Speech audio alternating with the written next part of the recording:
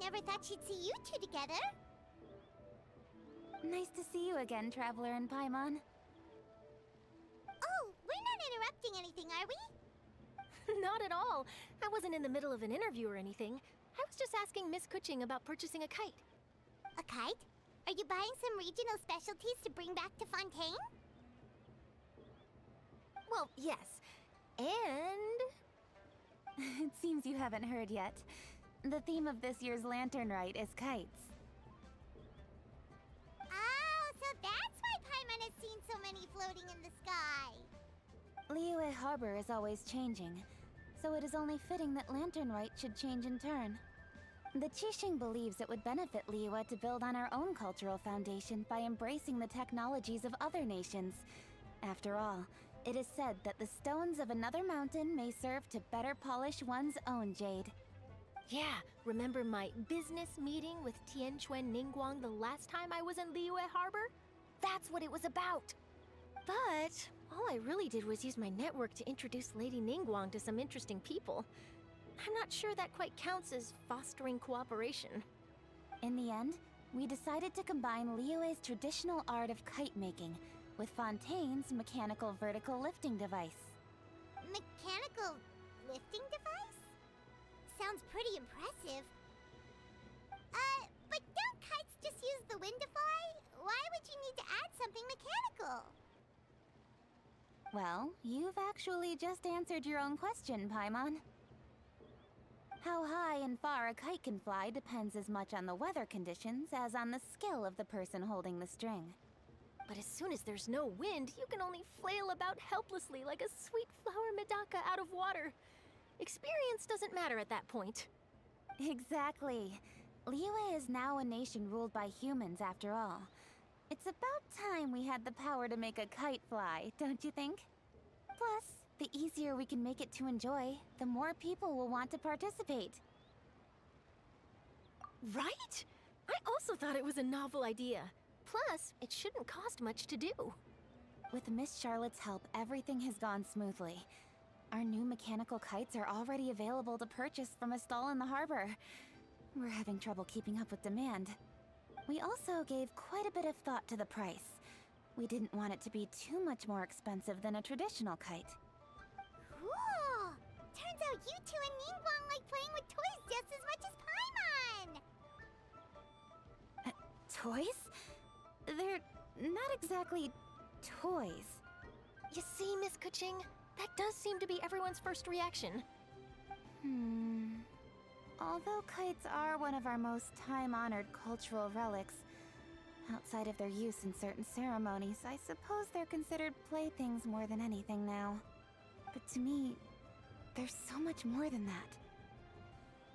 Think for a second about how remarkable it is that a flimsy paper kite attached to a string has the capacity to touch the sky. It is this slight piece of paper that also carries the weight of Liyue's cultural traditions. There's an old poem that goes, "O kite born of paper, flying true in sound, a lone traveler wanders, just waiting to be found."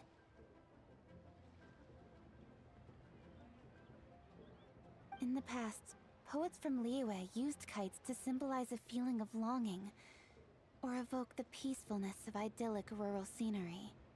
If the people of today can derive enjoyment from this activity, they will not only be more likely to better appreciate the tradition, but also to pass it down to the people of tomorrow. That's the Kuching we know, always thinking 5 steps ahead of anyone else. Well said, Miss Kuching. I've learned quite a bit myself. As long as you're willing to listen, I'm happy to share. I also know quite a lot about the various folk traditions related to kites. For example, whenever a kite blew away, people would say it was the Adepti that summoned the wind to take it away as an offering. That way, you can turn an unfortunate event into an auspicious one. What about something more fun? Do you know anything like that? More fun. Let me think.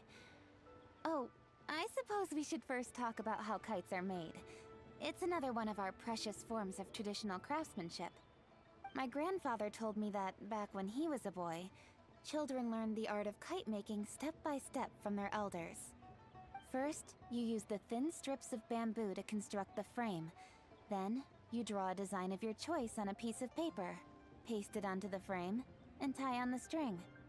Then, you look towards the sky and release the kite to soar among the clouds. Some people write down certain names or desires on their kites, cut the string, and let them fly free. Others may place particular thoughts or meaning into the design itself. Are certain designs associated with certain meanings? I'm gonna jot all of this down. Well, for example, kites in the shape of a butterfly typically symbolize freedom, happiness, or the desire to break free. Fascinating. What else can you tell me? The scissored-tailed swallow is the most classic design. It symbolizes good fortune and joyful tidings. Different colors also have small variations in meaning. Are these commonly understood meanings and symbols in Liyue? Kind of like the language of flowers in Fontaine. I believe so. Most have probably heard something about it from their elders at some point. If you're interested, Miss Charlotte, I have several books on the topic that I could lend you. They could be a useful reference. That would be a huge help! Great! Looks like I've got the outline for quite the article on my hands.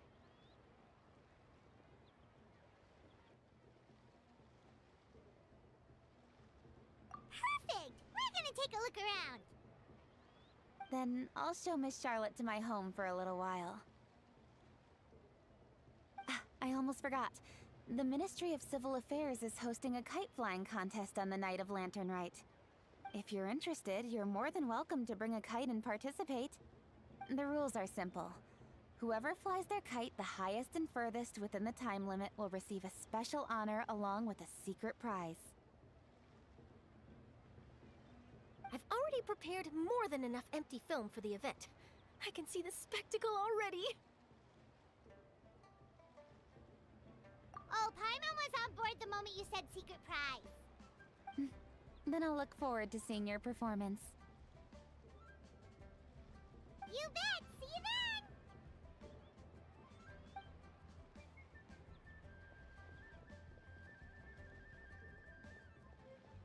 Wait, Traveler? Take a peek to your right. Do you see those two people lurking over there? Is it just Paimon? Or were they staring at us the whole time we were talking to Keqing and Charlotte just now? Great, so it wasn't just Paimon. Do you think they could be treasure hoarders? They always seem to be stirring up trouble during Lantern Rite. Oh, Paimon's sick of waiting around for something bad to happen. We should strike first, you know. Foil their plans before they even begin. You go right, Paimon will go left.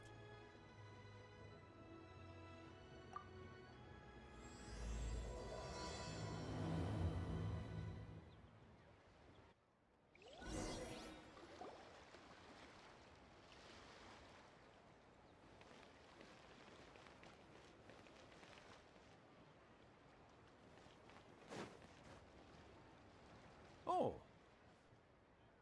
It is with such an air of urgency that you appear before us.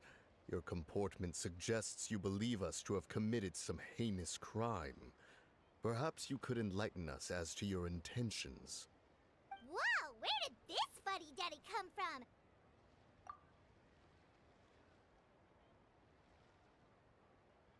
You should be the one doing the enlightening, buddy. Don't think we didn't notice you eavesdropping. One look and we could tell you were up to no good. Tell us everything, starting with your name. One bears no secrets before two such as yourselves. You stand in the presence of the mighty and illuminated Adeptus, Mooncarver. For the purpose of this foray into the mortal realm, however, you may address one as Hojong. You kidding? That deer's got his head stuck so far up in the clouds, there's no way he'd humble himself down here with the rest of us. You may want to hold your tongue, Paimon. Don't think that Paimon is gonna believe believe you just because you know her name. Let Paimon guess. You're supposed to be Mountain Shaper, right? Indeed. Mooncarver and myself have descended upon the mortal realm for a visit. The two of you may call me Jiahu. Huh. Looks like you did your research. But in our experience, the harder you try to lead us on, the more likely it is that we've got a big fish on our hands. We'll go straight to the Millilith and have you arrested for impersonating a Adepti! Preposterous. Utterly preposterous. Right. Tell us something that only an Adeptus would know. And it better not be some common knowledge that any person on the street could tell you. During the last Lantern Rite, we gathered at Mount Hulao with Rex Lapis and made use of Cloud Retainer's supreme cuisine machine to prepare bamboo shoot soup. Perhaps you have some recollection? The flavor of that soup was more than enough to whet one's appetite. As such, Cloud Retainer assented to my use of the device beyond that singular occasion, providing other recipes to boot. Since then, one has dabbled in the pleasures of the culinary arts whenever time allows. Dabbled? Upon one's last sojourn to your mountain, did you not immediately attempt to hide the device behind a chunk of amber as soon as one's presence was known? Did one not speak up on your behalf but a moment ago? This is how you choose to repay that kindness? One is simply trying to emphasize the veracity of our claim. That does not mean you should reveal personal matters so readily. They might think one bears no difference from Cloud Retainer. Forget it. One does not have the breath to waste on such petty trifles.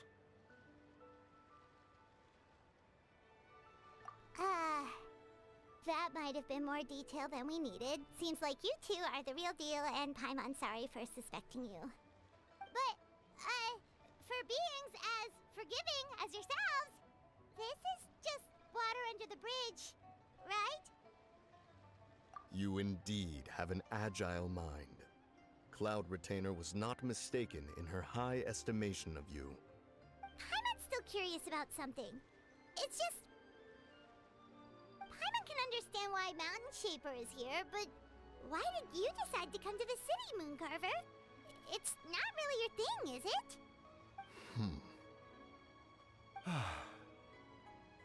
It is but an inevitable eventuality. Long have the mountains remained strangely idle since Cloud Retainer's move to Liyue Harbor. With Lantern Rite near at hand, one would expect Cloud Retainer to provide us with an account of the festivities in advance. Yet to this day, she has failed to appear. Cloud Retainer is hardly the forgetful sort. One must never rest idle in the face of that which demands action. And since our acquaintances dwell in Liyue Harbor, we had to travel here in human form to avail ourselves of their aid, Cloud Retainers in this case.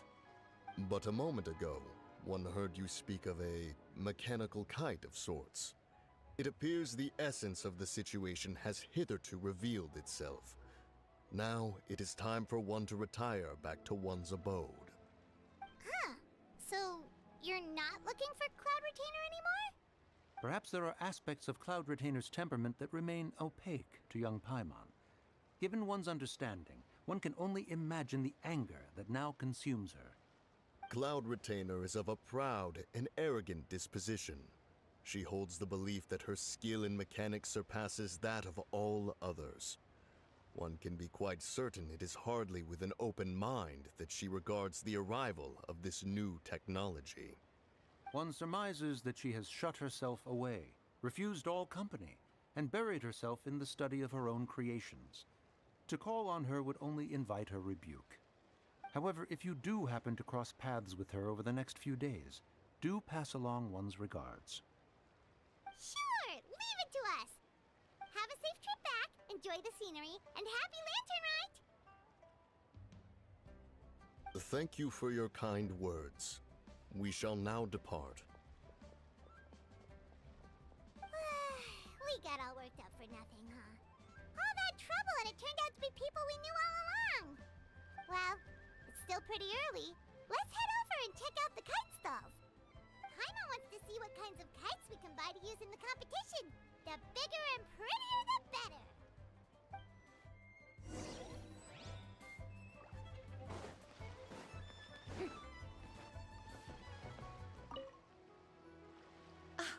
Welcome! Are the two of you looking to buy a kite? Would you like me to go over the different designs? Ooh! A scissor-tail swallow! And a butterfly! And... oh! Ah, this jade chamber design is our newest. It's been selling like crazy over the past 2 days. Does it also have a unique meaning? Of course. The jade chamber symbolizes wealth and abundance. The kite bearing its design is said to bring riches in the future to those who fly it. Oh, now that's Paimon's kind of kite! I apologize for the interruption, but are all your wares in order, Miss Genuine? Yes, they're just over there. The paper, bamboo, and dyes. All the necessary kite-making materials. Wonderful! I'll pack them up and get a guard to deliver the goods to Yilong Wharf for you. Yilong Wharf? Oh, wonder what that place is like during Lantern Rite. Paimon would love to go take a look.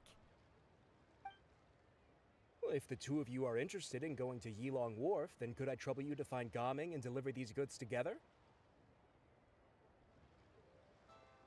Is Gaming the guard you just mentioned? Yes. The communications office handles shipments and transports around Liyue. He works for the Secure Transport Agency, one of our sub-organizations. The problem is, many of my colleagues have taken leave during Lantern Rite to spend time with their families. So, our available workforce has seen a dramatic decrease recently. If you were willing to help out, then I could get a head start on my next appointment. You do seem really pressed for time. Of course. Hard work deserves ample rewards. Now, at this time of day, Gaming should be somewhere in the vicinity. Just follow the main road until you see the head of a Wushu dance costume. Should be on your right. Be sure to come back if you'd like to buy a kite. I'll even give you a discount.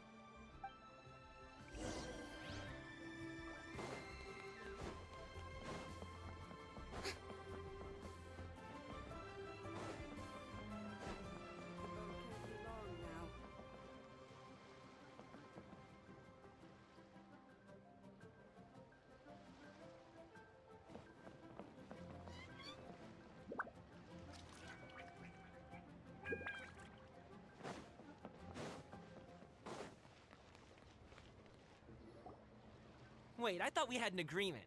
Loser buys dim sum tomorrow? Look at you. Scowl like that for much longer and your face might stay that way. Hey now, don't be upset. How about this? You extend the invitation, and I'll pay. No way, Gaming. You're always the one picking up the tab. I'm not trying to be a sore loser. I just didn't expect you to come from behind to win like that. That was nothing. All in a day's work, friend. Perfect! Gaming is here! Sorry to interrupt, Gaming. We just spoke to a guy from the communications office who needs you to deliver some goods to Yilong Wharf. Oh, it must have been Longzhou. Looks like I've got work. Gotta go. Sure, go do your thing. Let's have a rematch when you get back. I won't let you win so easily next time.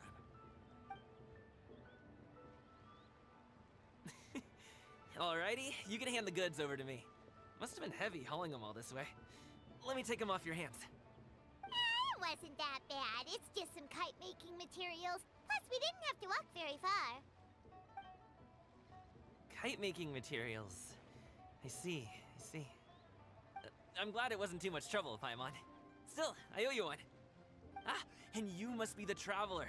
It's nice to meet you. Thanks for your help. Huh? You know us? There probably aren't many in Liyue who don't. I've heard quite a bit about you two. You're quite well known around these parts. Oh, and please excuse Longzhou if he forgot to thank you. Take my thanks in his place. He's a good guy. He's just been super busy lately, running around from place to place. Don't be too hard on him, yeah? So, you here for Lantern Rite? Yep. It's always so lively this time of year. We were actually hoping we could tag along to Yilong Wharf and have a look around. Perfect! We'll go together then. I'm good with directions, so just follow me. Trust me, I know my way around. We can exchange stories, tell jokes, or just chat along the way. Oh, and there are a couple of good places to eat along our route. We can stop and grab a bite when it's time. The ingredients are fresh, the portions are generous, and the prices won't break the bank. You can order anything, and I promise, you won't be disappointed. Order anything? Hey, did you really have to call Paimon out like that in front of our new friend? Don't worry, I understand. I joke around like that with my friends, too.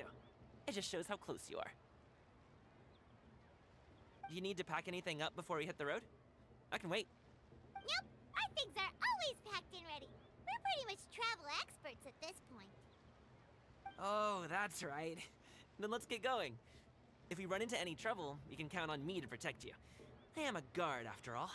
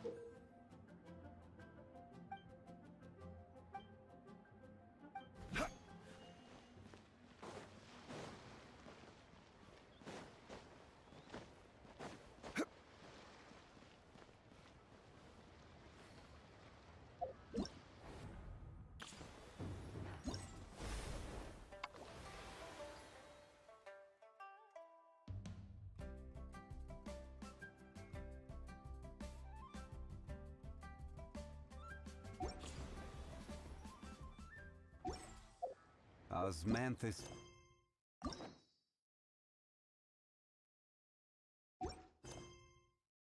Wine tastes the same as I remember.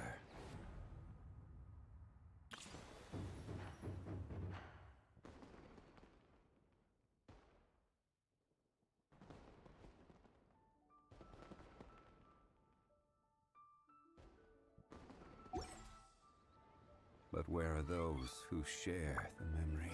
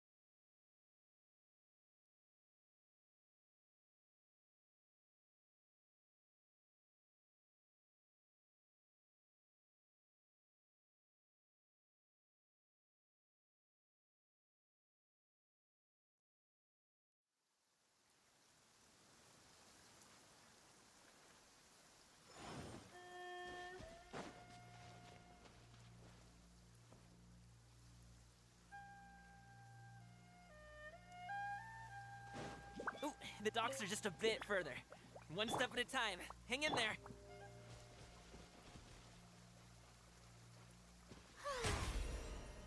May I present?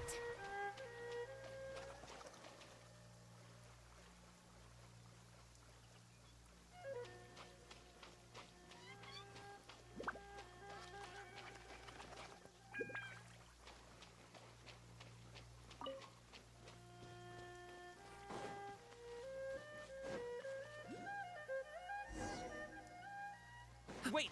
Get behind me. Another test. I'll handle this. Stabilize. Shine down! The show begins!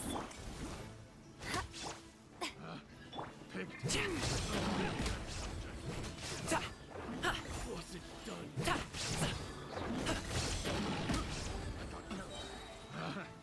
I'll do it, Montai!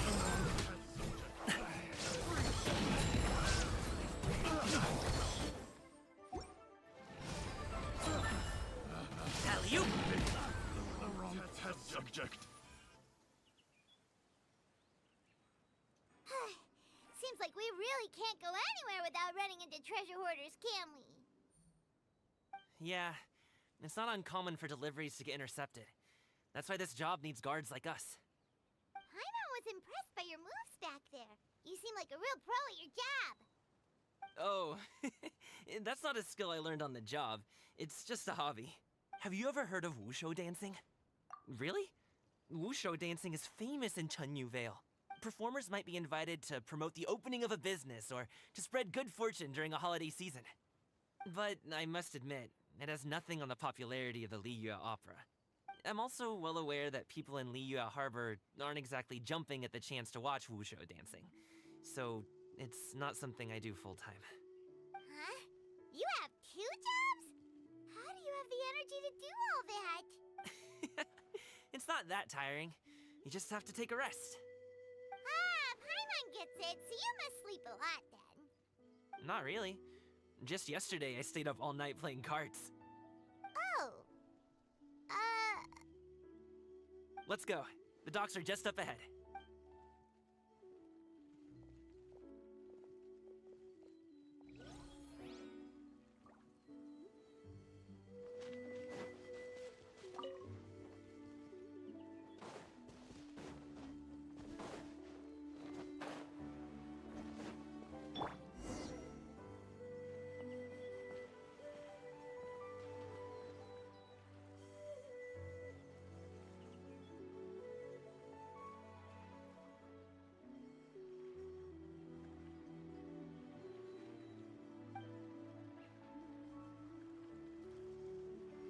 Finally, we can rest.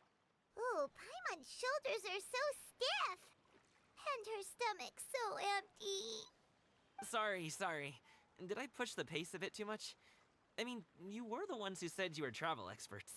Liu is just too hilly. Floating up and down so much. Where's Paimon out? Oh, Paimon was finally satisfied and now her poor stomach's empty again. Aw, would you like some winter melon cake? I have some on me that I bought from a store. Yes, Paimon will take all you got. You might want to pace yourself there, or you'll be too full to eat a proper meal later. Paimon never gets too full. Just like you apparently never get tired, no matter how far you walk or how many jobs you work. Ah, I see. Then here you go, Paimon. And for you, traveler. Enjoy. And here's some for you too, Uncle Bosu. Don't think I forgot about you, my friend. I'll just set it...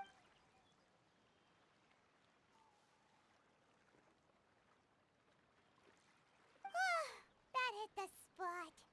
Paimon thought she was going to starve to death for a minute there. That close of a call, huh? I've been eating winter melon cake ever since I was a kid.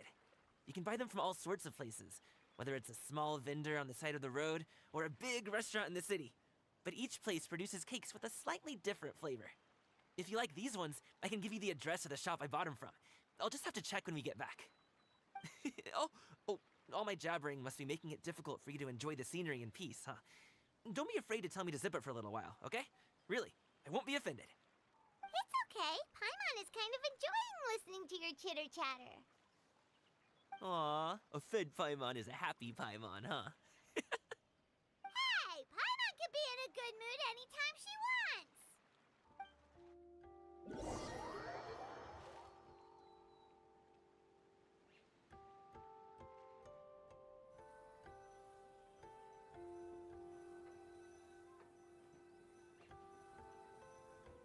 Need some fresh bamboo for this.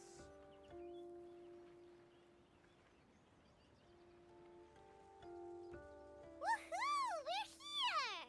Don't forget your things, and watch your step as you get off the raft, or you're in for a swim.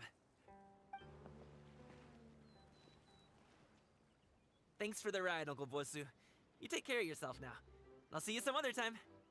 Okay, follow me. This way is fastest.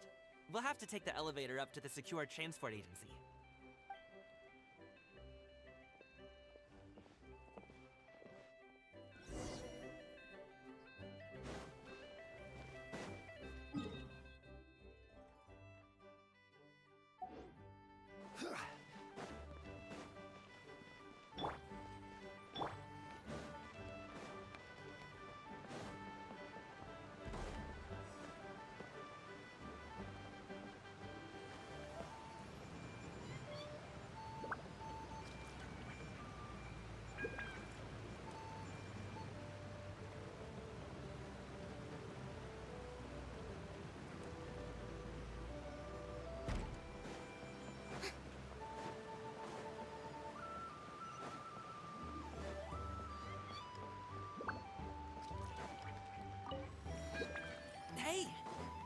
down. I'm begging ya. What is it? No one's gonna try any funny business when the street is this packed, right?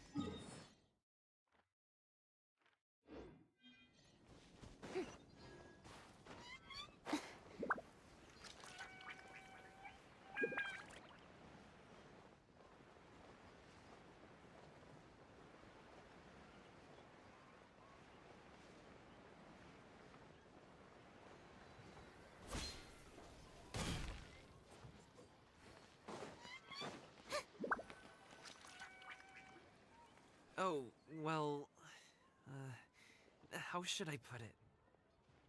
Come on, spit it out! Do you see that group of people over there? Those are my relatives. Wow, you sure have a big family. Once they start buying things, they won't stop perusing till it gets dark. This is bad.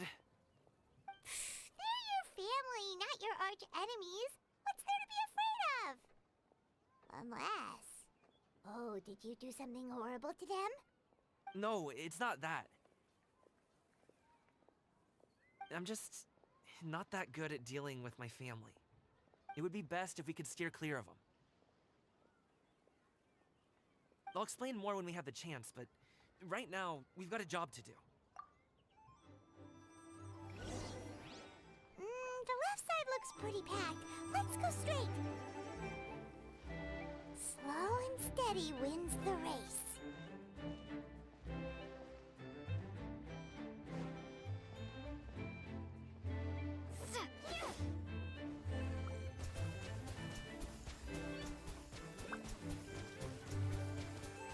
Stick close, traveler.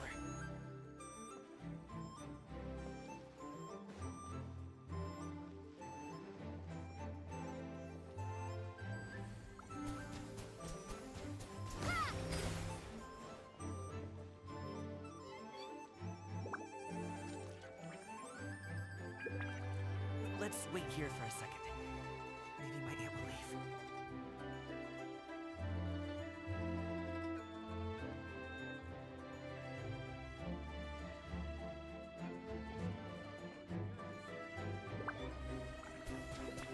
She's gone. Let's go.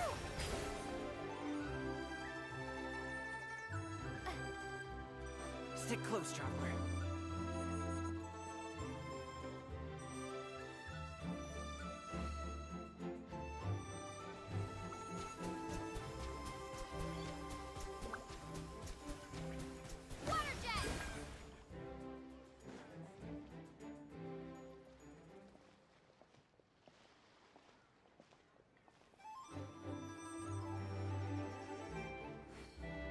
Turn left. Run!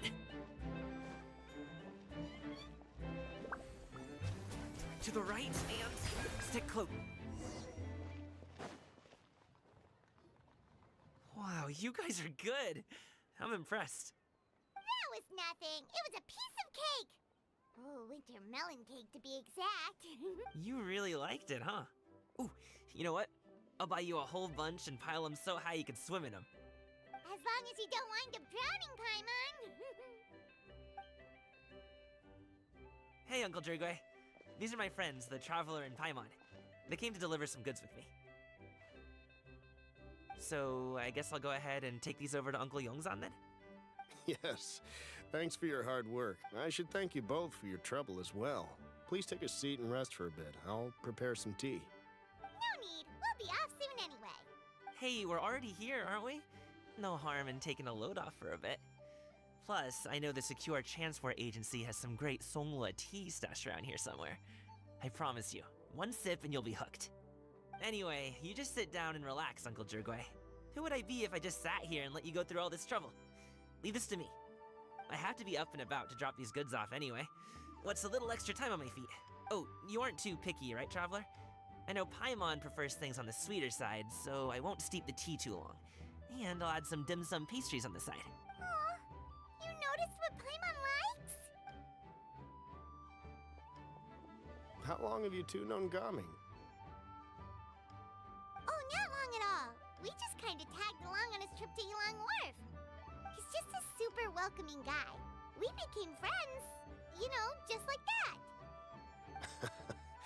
That's just how he is. He's the attentive sort, really knows how to look after his own. A while ago, one of our guards had to take off work, said his joints were hurting due to the rain.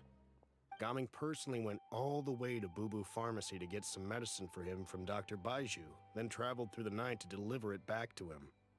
That young man has such a good head on his shoulders. How can anyone not love him? I mean, there is his dad, but, well, ask anyone else. And... Uncle Yongzan says he doesn't have the personnel to spare for this delivery right now.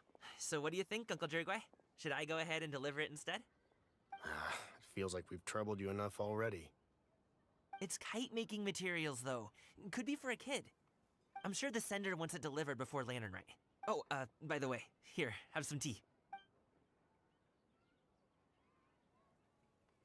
All right, then.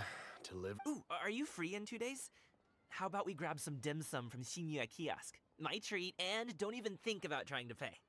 Whoa, that's way too generous of you. Don't mention it. Just think of this as a thank you for all your help. Besides, the thing between me and my family, it's a long story. It might take some time to tell. Sounds good. Paimon never says no to free food. All right, then I'm off. See you in 2 days. Oh, and Paimon, make sure not to eat too much before then. Don't say I didn't warn you. Is he underestimating Paimon? She's just gonna have to show him how much she can really eat. Anyway, is Gaming's family situation really that complicated? He has such a happy-go-lucky personality. Plus, he's an enthusiastic and diligent worker. It's hard to imagine a guy like that being troubled by much. How should I put it? Since he already plans to tell you himself, you don't need an old man like me to add my 2 cents. You seem to be around the same age, so you might have a lot in common. Perhaps you could help him talk things through. Consider it a favor to me. If you have the time, maybe you can make a little flag for us to wave about. It can say, "We provide aid in spades." Couldn't hurt to advertise our services, right? Well, I can certainly arrange that. Is there anything else you wanted to say? Wait, seriously? Paimon was just joking. But if you're going to get us something, she'd much rather have winter melon cake instead. Seems like Gaming really has rubbed off on you. Would you like some more tea? I think there's some left. No thanks. We came all this way and still haven't gotten a chance to look around the wharf. We should see the kinds of kites they got. Maybe they'll have ones you can't find in Liyue Harbor.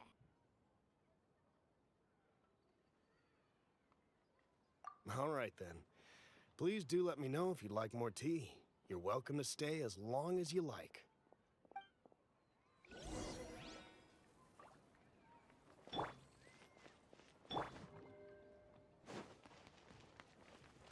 with solid practical training, real punches.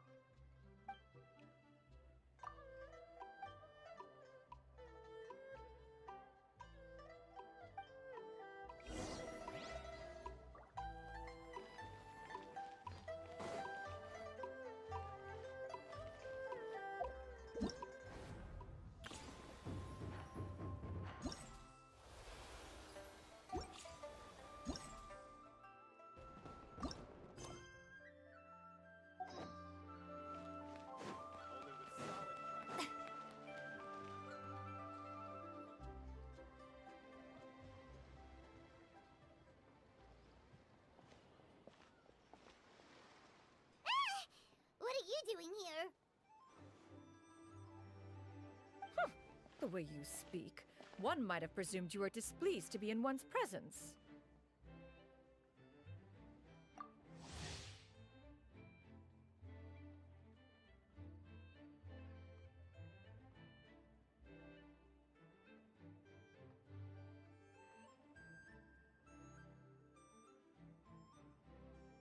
Take note, Paimon.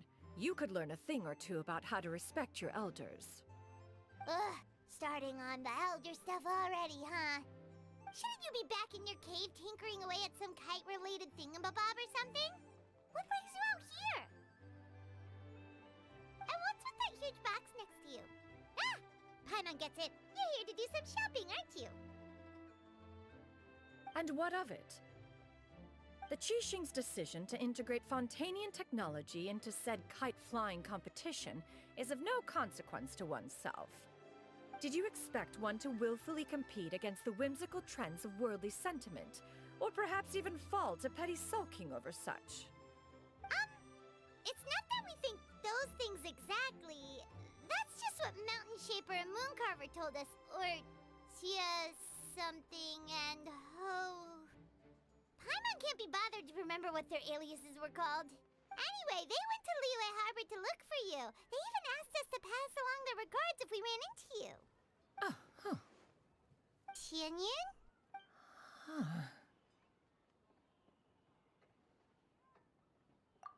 It appears time has quite flown since one's arrival in Liyue Harbor. How could one have forgotten about those two old fossils? One shall have to bring them back some divine herbs to atone for this slight. Nay, given that one has ventured all this way to Yilong Wharf, tea would be more advisable. A great thought has illuminated one's mind once again. One is reminded that certain purchases have yet to be made. Perhaps you two could wait here whilst one performs this task. It'll be but a moment.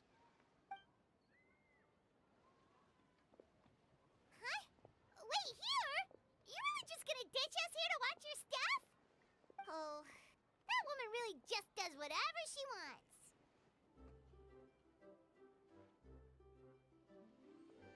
Hey, not you too, Traveler! Oh, all this Paimon ditching is super not appreciated. Just come back soon, okay? Paimon doesn't want anyone to try and steal his stuff. Welcome. Please have a look around. We only sell teas of the finest quality, sourced directly from Chaoying Village. Might I recommend the Songlo variety? It's one of our specialties. Now, that sounds promising. One will bring some back for those old fossils, and all will be well. 2 boxes will do. Wonderful. By the way, we're actually running a special Lantern Rite promotion. Buy 3 boxes, get 10% off. 4 boxes will net you 20% off. 20% off 4 boxes. This merchant strikes a fair bargain. One might as well give some to Morax and Ping too. Then 4 shall suffice. I see. Are you intending to give these as gifts? If so, perhaps I can interest you in these exquisite gift sets. Buy 10, get half off. Look at the magnificent design, and the red ribbon gives quite the festive flair, don't you think? Such a gift would be sure to impress any lucky friend or family member. 10 boxes. Seems rather excessive.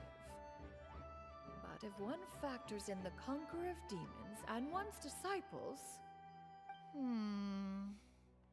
10! A nice round number, don't you think? Of course you do. I'll even shave a little extra off the price for you.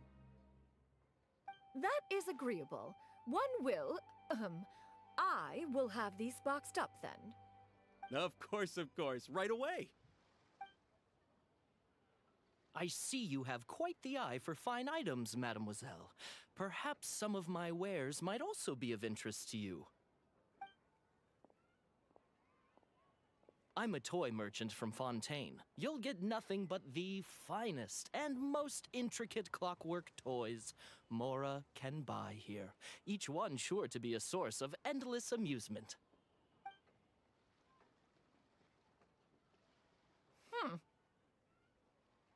Perhaps you could enlighten me then. When should said amusement be derived? Well, that is, of course, best understood by playing with them yourself. If you could wait just a moment, I can bring one out and give you a demonstration.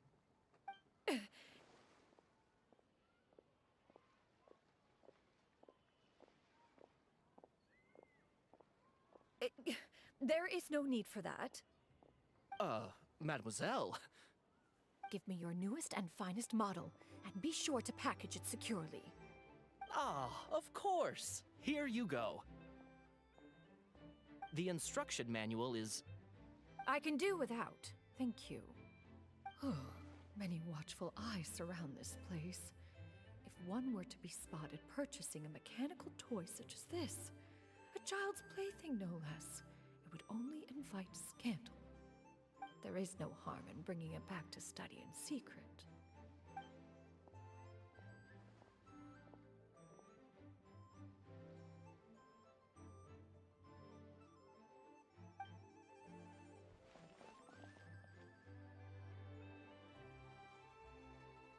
Oh, Xianyun, did your shopping go smoothly? Naturally. One may not delight in social interactions, but that does not mean one lacks said faculties.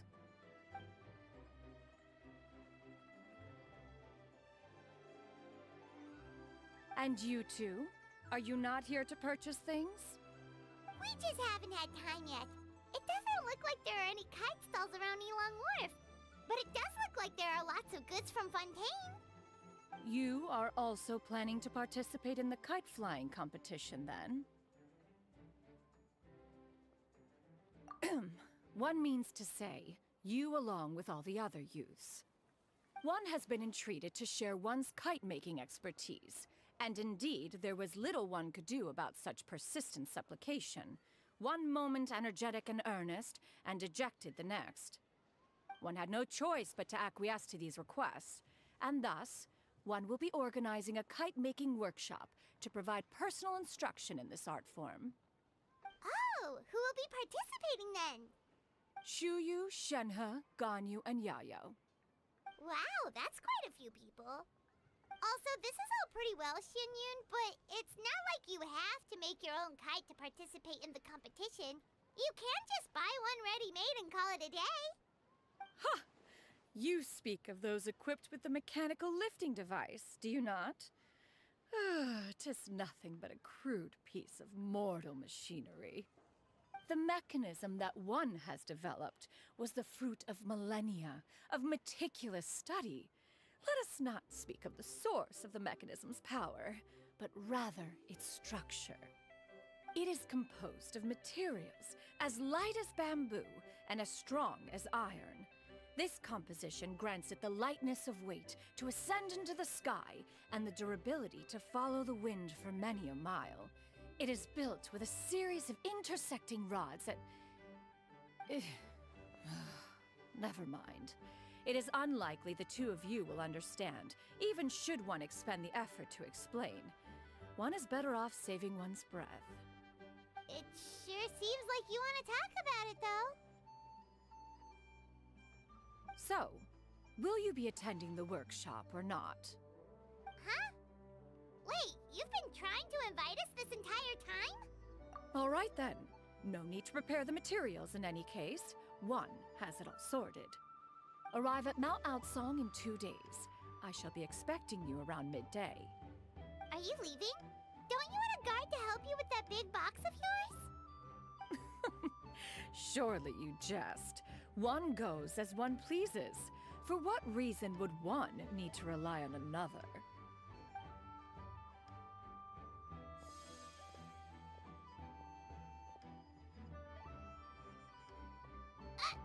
It can float? What kind of invention is that? One calls it the floating toting device. Huh. She seems pretty proud of that one. Look at her walk down the street. She seems so confident, but everyone around her is looking at her all funny. Paimon wonders... never mind. But anyway, that box of hers seems to be full of those mechanical lifty thingamabobs. Not that Paimon was baking or anything. She just, got a bit unsteady for a second and accidentally brushed the embroidery on top. And wouldn't you know it, all the stuff inside almost came bursting out. Paimon even went out of her way to keep it all together. All Paimon say is that Xianyun sure does try hard to save face. What did she call it again? A crude piece of mortal machinery? Paimon bet she just can't wait to take it apart and see how it's made. Totally. We should probably act like we didn't see anything, though. You know, in consideration of her feelings and all. After all, that is the propriety with which one should comport oneself. When it comes to an elder, right?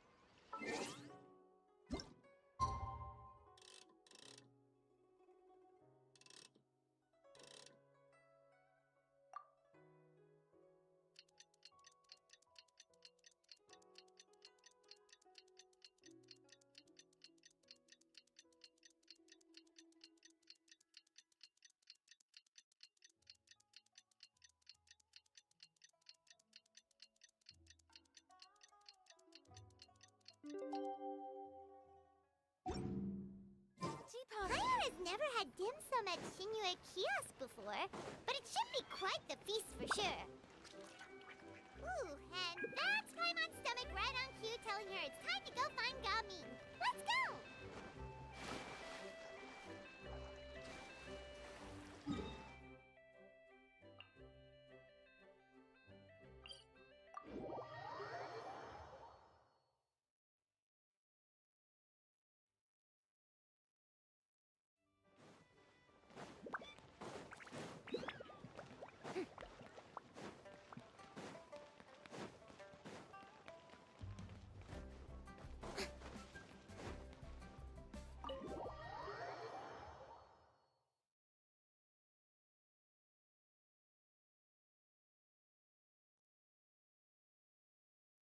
Oh, you're here early.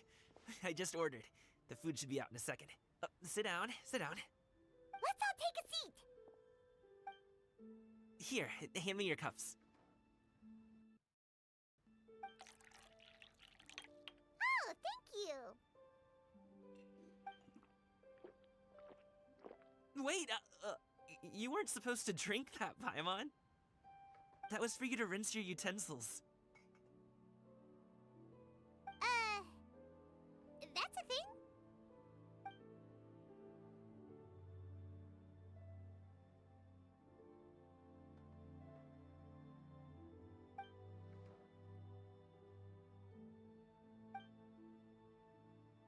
Wow, so much delicious food! Do you really eat all this just for breakfast? That's just how we do it where I'm from. Most of the time, though, I don't eat lunch after dim sum. Oh, that's good to hear. Paimon doesn't need to worry about holding back then. Eat! If it's not enough, we can always order more. Oh, and there's tong soy coming as well.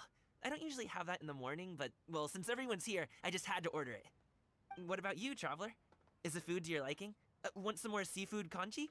Let me refill your bowl. Paimon's gonna take you up on that. Fill it up nice and full and make sure she gets a few extra shrimp. Thanks!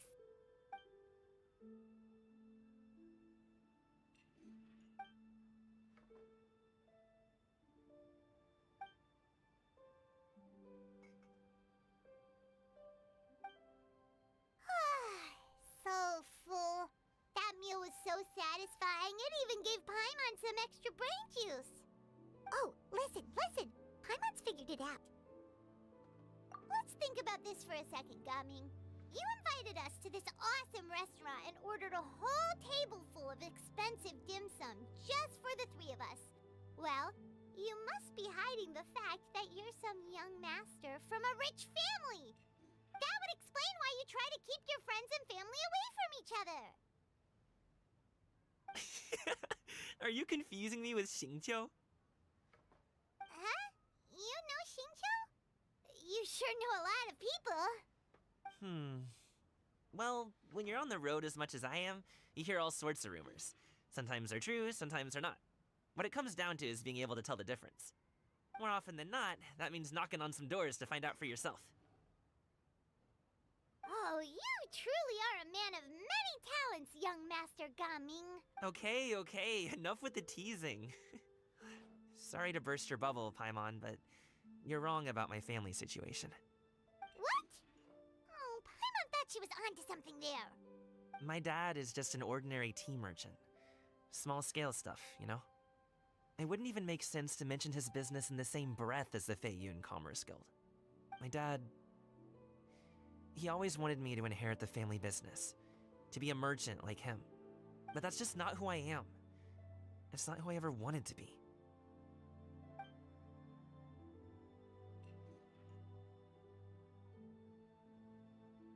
Have you ever talked to him about it?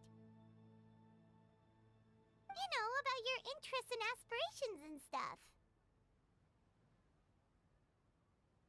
Of course I have. I told him I wanted to be a wushu dancer. That I wanted all of Tevat to see what I could do. According to my dad, though, that wasn't a real job. Just a child's pipe dream. Oh, that's terrible. I'm sure he thought I would come around eventually, but wushu dancing has always been the only thing I wanted to do.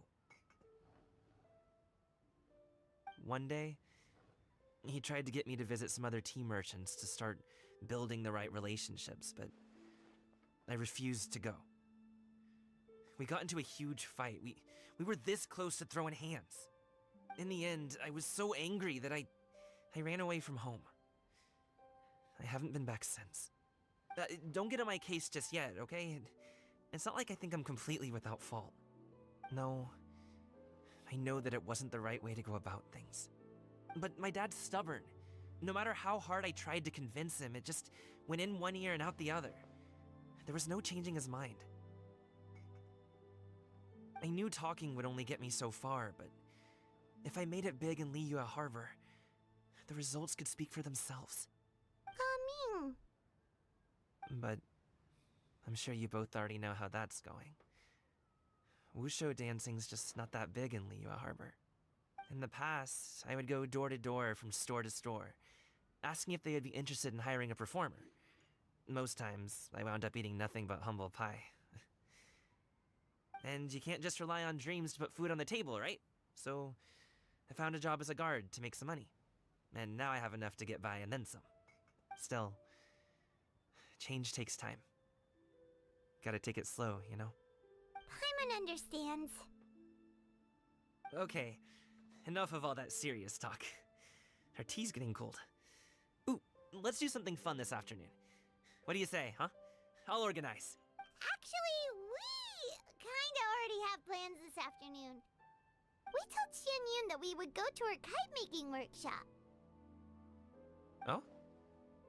Are you interested in kite-making, Gaming? Oh, no. It's just that I happen to know Auntie Xianyun. That title certainly humanizes her a bit. Oh, I know that she's an adeptus. I met her during a delivery once. But hasn't she been in the city lately? She's even tried, with some limited success, to change her terms of self-address or something like that. She came to see me a few days ago to ask about luminescent dyes. Oh, wait a second. She doesn't plan on putting those on a kite, does she? Is that not something you can do? It's one thing to use it on cloth, but applying it to paper is another matter entirely. Why couldn't she tell me what she wanted them for?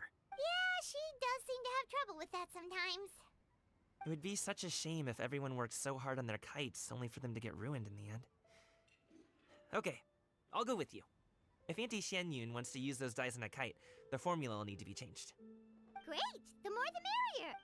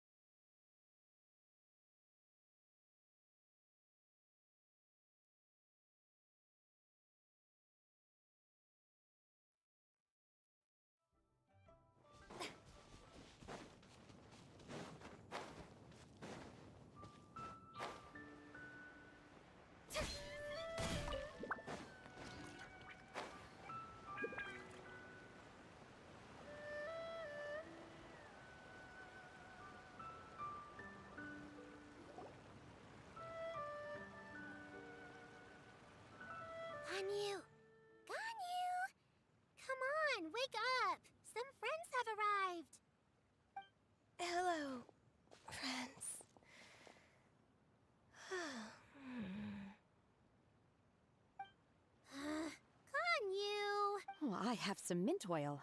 Perhaps we should try that. A guest at Wanmin restaurant recommended it to me. I've tried it. Its stimulative effects are much stronger than what can be achieved from chewing on mint leaves alone.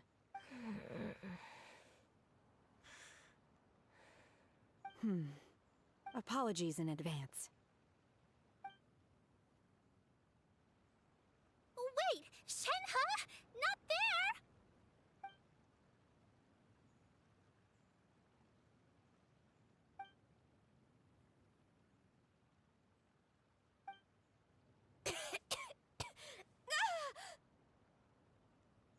See? It worked. She's awake. Are you okay, Ganyu? Do you need some water? Or maybe something to eat? I'm fine. I just feel chilly all over. Huh. Was it that effective? Chilly, huh? Master always says a cool head leads to a calm heart. So, does this mean that heat's what we need to help you, Ganyu? Paimon doesn't think that's what the expression means exactly. I feel a bit better now. Was I asleep? Must have been around the time I usually take my midday nap. Did you not sleep last night? That does seem to happen to you often. Perhaps you should come work at Wanmin restaurant with me. We get off at 10 on the dot every night without fail. I could never. I'm sorry. I seem to have missed your name. You are... Me? My name is Gaming. I work as a guard for the Secure Transport Agency. Gaming. The name sounds familiar. I believe I've heard your name mentioned around the Ministry of Civil Affairs. People tell me you're an extremely enthusiastic worker, and you are very generous with your help. Well, you know me. Or, I guess you don't. My name is Ganyu. This is Shenhe, and this is Yao Yao. It's an honor to finally meet you all. Oh, you must be here for Auntie Xianyun's kite-making workshop, right? Yes. I have neither made nor flown a kite before. As long as Master is willing to teach, I am willing to learn. Me too! I want to participate in the kite flying competition with my best friend! Plus, it's more meaningful if you make the kite yourself, right? Your best friend didn't come with you? Well, Chi-Chi's been super busy helping Dr. Baiju lately. I'll meet up with her later and give her a huge surprise. Oh, I also brought bandages and ointment with me today. It's easy to cut yourself when working with bamboo, so I thought I should come prepared. Wow, you're really thoughtful. As for myself, I'm afraid I lack some of my companion's enthusiasm. I was originally planning to buy a ready-made kite and just enjoy the festive city atmosphere with everyone. But Cloud Retainer is always going out of her way to look after her juniors, wanting us to have the best there is. She always puts us before herself. Huh. It was so thoughtful of her to arrange this workshop, so I simply couldn't let such consideration go to waste. My motivation for being here might be a little different, yes, but I'm ready to put in just as much effort as everyone else. Well, we're all here, but where the heck is Xianyun? Shouldn't she be here by now? Who is it that speaks of oneself in such an ill-tempered tone? Oh, come on! You clearly heard Paimon! Master stopped to buy grilled tigerfish to share with everyone. Come get it while it's still warm. Oh, Paimon, sorry, Miss Illuminated Bird! Paimon always knew you were the smartest, coolest, and prettiest Adeptus. Someone as wonderful as you is sure to have brought enough for Paimon as well, right?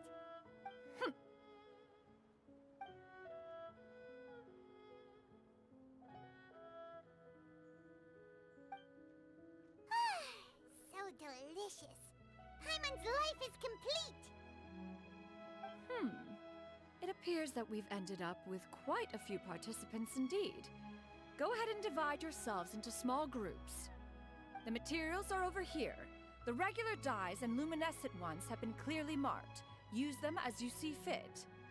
As for how to make the kite, one assumes you all made sure to listen to the instructions one provided while we were eating. Yes? Are there any questions? Paimon may have focused a little too hard on the eating and less on the listening. Paimon knew she could count on you, Traveler. One will wait under this tree and avail oneself of the cool air while one digests. Do not hesitate to seek one's company if you have any trouble, questions, or simply want to chat. We're not in any hurry to get started. Why don't we go see what the others are up to?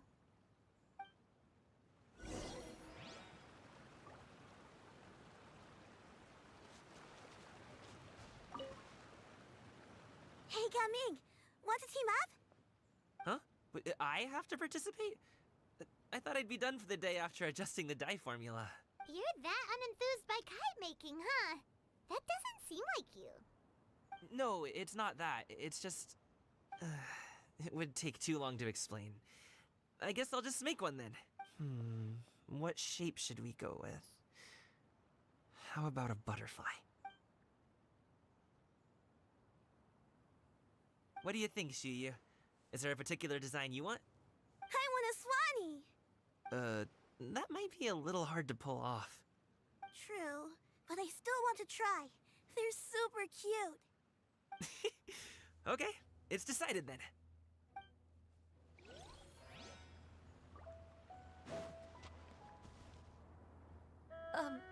Shenhe, it would be great if you could refrain from putting things on my horns from now on. They're really quite sensitive. I see. My apologies.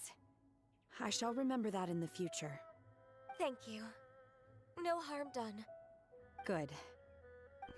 Could I touch them just once more, though? No oil or anything this time. I've just always wondered what Miss Ganyu's horns feel like. Huh? Please, I told you. Just call me Ganyu. Well, alright. Just be gentle. Firm to the touch with no discernible temperature. Oh, not unlike certain medicinal plants I've eaten before. Still, Ganyu appears to be shaking like a cat whose whiskers have just been touched. I should stop. I see. Then I'll apply the oil to your forehead next time. Oh, no need. I'll just refrain from taking afternoon naps outdoors. Anyway, we should probably get started on our kite. It won't be long before Cloud Retainer comes to check on our progress. Perhaps we should just choose the most traditional style. Okay. Well, they seem to be getting along swimmingly. Let's not disturb them.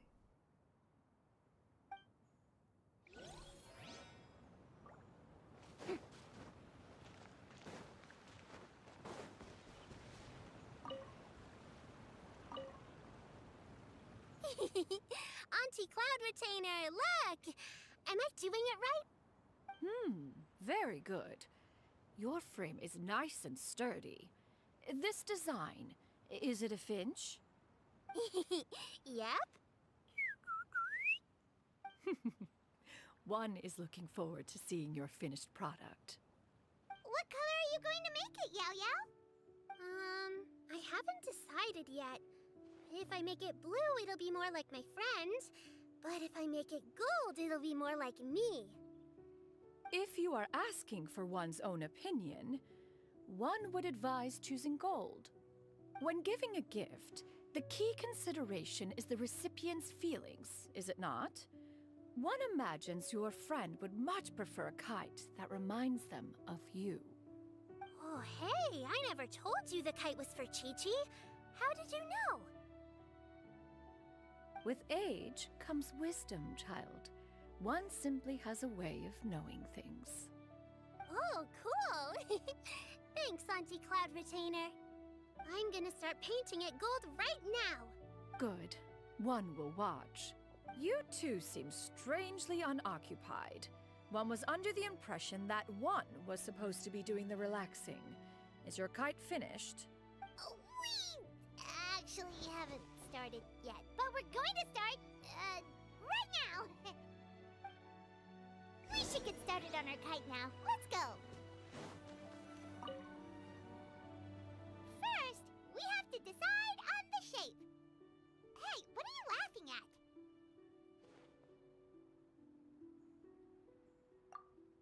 Oh, that's not a completely crazy idea. If nothing else, a Paimon-shaped kite could at least make sure you never get lost on your travels and always find the tastiest food and funnest things to do wherever you go. Maybe we're not exercising enough artistic license. Ooh, we should exaggerate this a bit. How about this? The word Paimon means the guardian angel of travelers.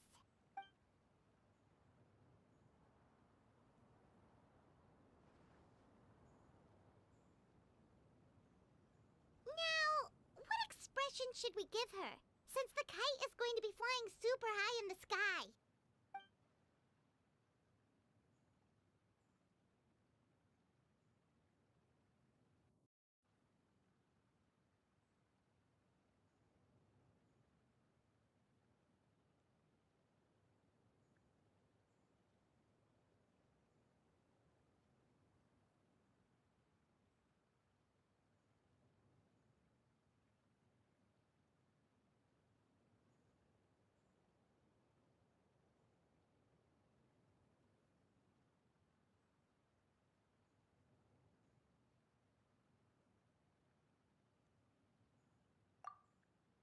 Ooh, like this? Ooh, the title of champion kite flyer is mine! Now that we've decided, let's make it happen!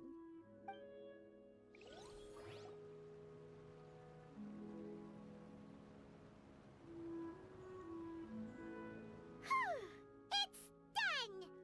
Paimon has to say, Kai Paimon might even rival real Paimon in terms of cuteness. Now we just have to attach the string, right? All right, gather around, everyone. Oh, Shenyun's calling us!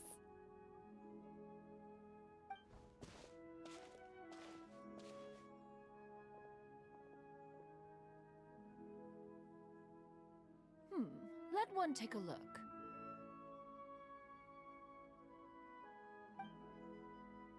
Wow!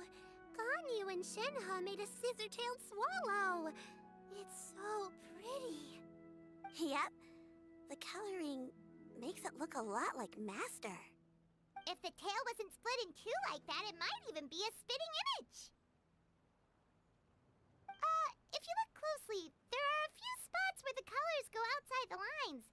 Did you doze off while painting it, Ganyu? I did the painting. I stared at the paper for quite some time, but I simply could not recall the coloring of any bird. Except Master. Or should I say that I'm too familiar with her crane form?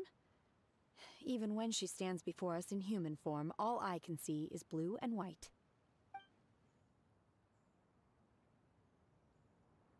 Oh, well now that you mention it, Paimon can see it too! Exactly.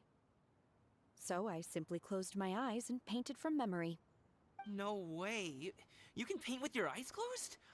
Wow, the disciples of Adepti really are something. You are most filial, Shenhe. One is flattered by the likeness. The Swanee that Gaoming and Shuyu made looks very majestic. I'm sure it'll look even more impressive as it soars through the sky. The eyes and ears glow in the dark, so you're sure to see it at night. Your golden finch is cute too, Yao Yao. It's all thanks to Auntie Cloud Retainer's guidance. What about your kite, Traveler?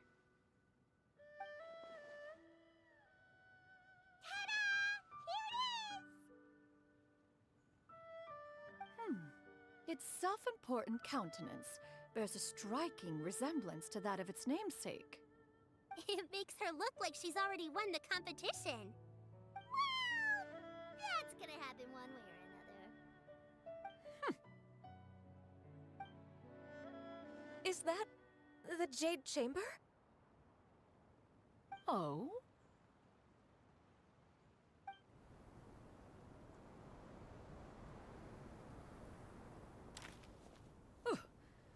dares attempt such a flagrant display of impropriety by releasing a kite into one's territory without one's permission? Oh, and to do so by making use of this crude piece of mortal machinery. One simply must know who it is that possesses such impertinence. Continue attaching the strings, everyone. One will be but a moment. Cloud Retainer? Traveler, Paimon, could I trouble you to go after Cloud Retainer? Master's going to be okay, right? I'm more worried about the person who released the kite. There's wind up ahead! Looks like we can glide over!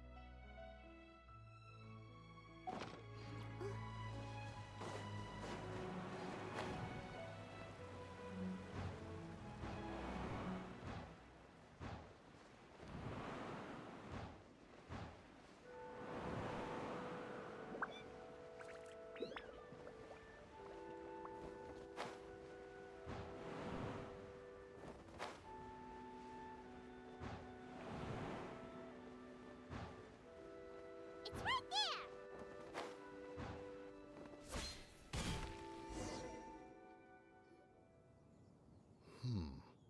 This Fontanian device of mechanical motion is quite curious indeed.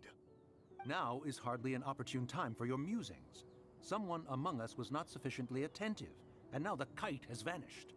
Calm yourself. Do you have any recollection of its last location? One believes it drifted in the direction of Mount Outsong. Perhaps it is mere happenstance, but one feels a certain sense of dread at the thought. Your concern is misplaced, surely. Cloud Retainer is either in the city looking after her disciples, or secluded in her abode attending to her research. She will not notice that kite. On the subject of said kite, however, one simply must remark on the genius of its windless lift technology. One cannot help but surmise that its ingenuity rivals that of Cloud Retainer's creations. Still thy tongue. If Cloud Retainer were to hear you profess such a thing, we can both say farewell to any further use of the Supreme Cuisine Machine. One presumes that this kite belongs to you. Huh? Regard the situation with which we are now confronted. This is all your fault. One's fault? One seems to recall that releasing the kite was no solitary endeavor. Say something, Mountain Shaper. Surely you can think of something to appease her. Further explanation shall only fan the flames of her wrath. It would be better to stay silent and retire at the earliest opportunity. We can hardly avoid her forever. That may suffice during Lantern Rite. But what about the Moon Chase Festival? Sooner or later, she will discover our true identity. Hello? Go retrieve the kite. Absolutely not. You retrieve it. That is not our kite. Oh, so an adeptus such as oneself is mistaken then? Ah, you're an Adeptus? Please forgive us for any impropriety. I truly possess no inkling of who could have released a kite into your esteemed domain. Pray, who could be responsible for such wanton behavior? Verily, verily, we were but delighting in the surrounding scenery. This locale is home to such exquisite... mint! Well, and if that's all, then we'll just be on our way. We finally caught up. You sure do fly fast in your illuminated bird form, Shinyan. Mooncarver? Mountain Shaper? What are you doing here?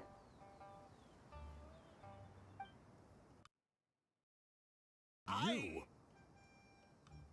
Okay, now Paimon's getting a weird vibe. Did she say something wrong? It is of no consequence. Long has one seen through their disguises. One was simply curious as to how long they would keep up the act. Then you are not angry? How could one feel anger at the sight of two old friends enjoying themselves? One is also well aware of how enticing these city novelties can be. We were simply consumed by a fit of festive spirit. Seldom do we get the opportunity to partake in the delights of the times.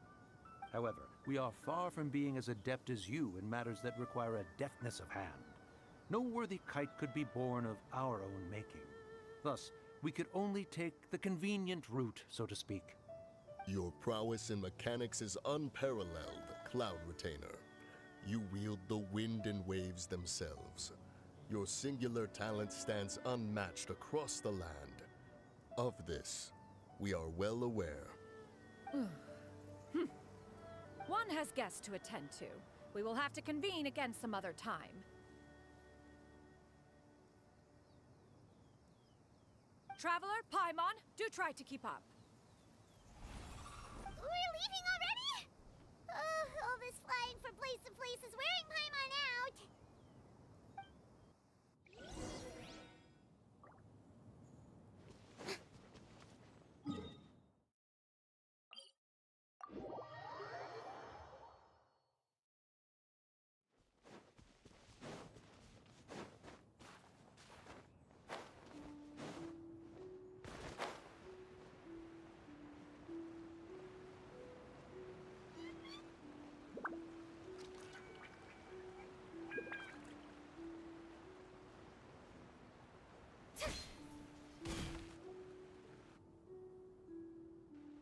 They're back.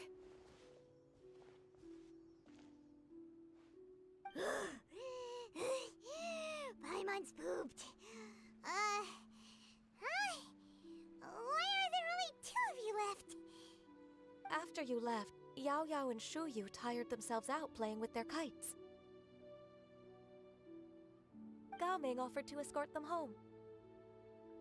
Before he left, he said something that I don't quite understand. Oh? What did he say? He said, a kite is always tied down no matter how far it flies or how high it soars. Its tether prevents it from ever truly flying free. He looked quite dejected as he said this. Now that you mention it, Gao Ming did seem to have a rather strange attitude towards kites. A reflection of himself.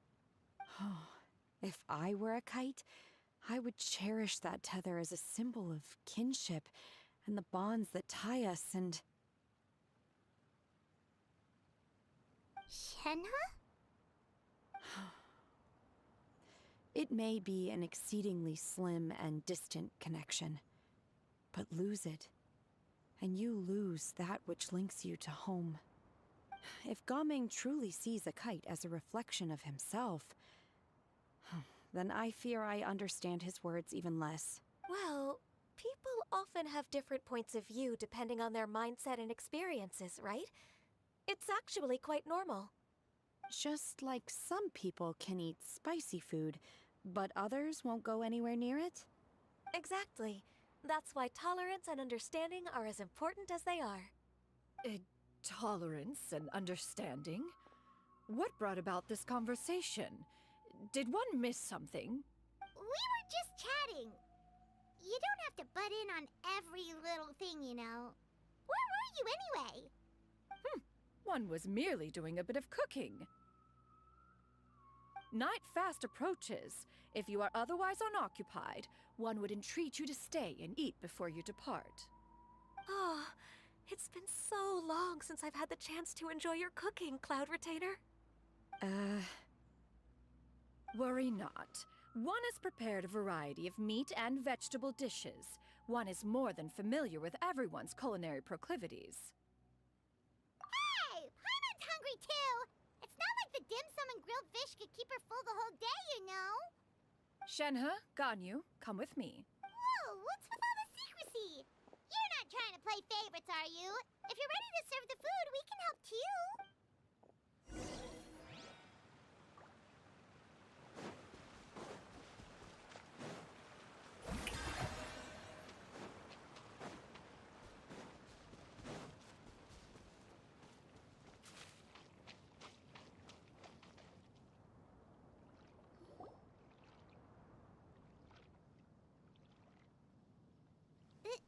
This is...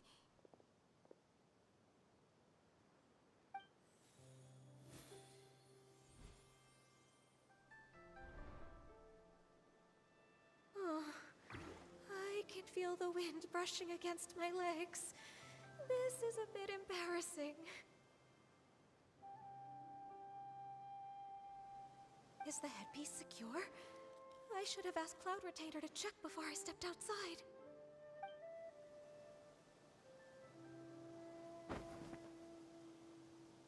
How do we look? Huh? She asked them just like that? You look pretty too, Ganyu! Oh, how should Paimon put it? You both look so elegant and refined! Those outfits really suit you both. Given that one employed the services of the best tailor in all of Liyue, one would expect nothing less. What colors have you been partial to lately, Shenhe and Ganyu? Lately? Why is Cloud Retainer suddenly asking about what colors we like? I like black. One is gratified to see one's disciple has inherited one's own tastes. The color black doesn't get dirty easily. A virtue I've come to value recently. And you, Ganyu? I favor blue and black. And the material is sufficiently comfortable, yes? Yes, very. I simply cannot thank you enough, Cloud Retainer, for this gift. And the kite, too. Thank you, Master. One is content, as long as you are pleased with the gift. One hopes these garments will see much use.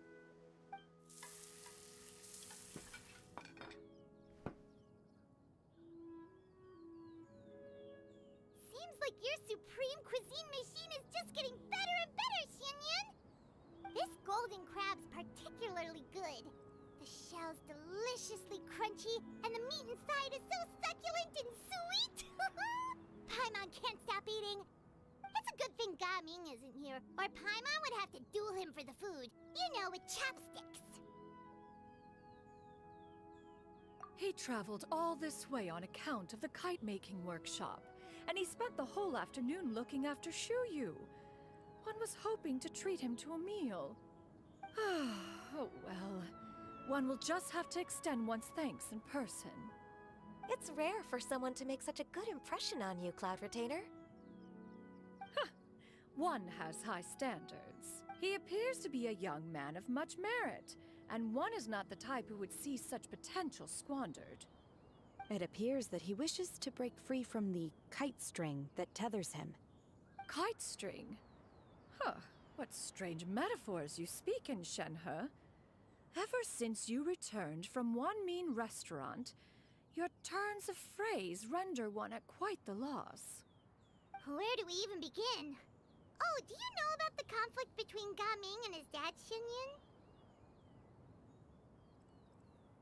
One has only heard that the two are not on good terms. He ran away from home and hasn't been back since. Oh? Ran away, you say? Huh. One believes we would all benefit from a more thorough retelling. Start from the beginning. Oh, okay. Paimon just hopes he won't mind. What? This shall not do. Lantern Rite fast approaches. We must make haste. As one was contacting various tailors around Liyue, one could not help but be reminded of Menogias. He possessed a singular talent for clothing design.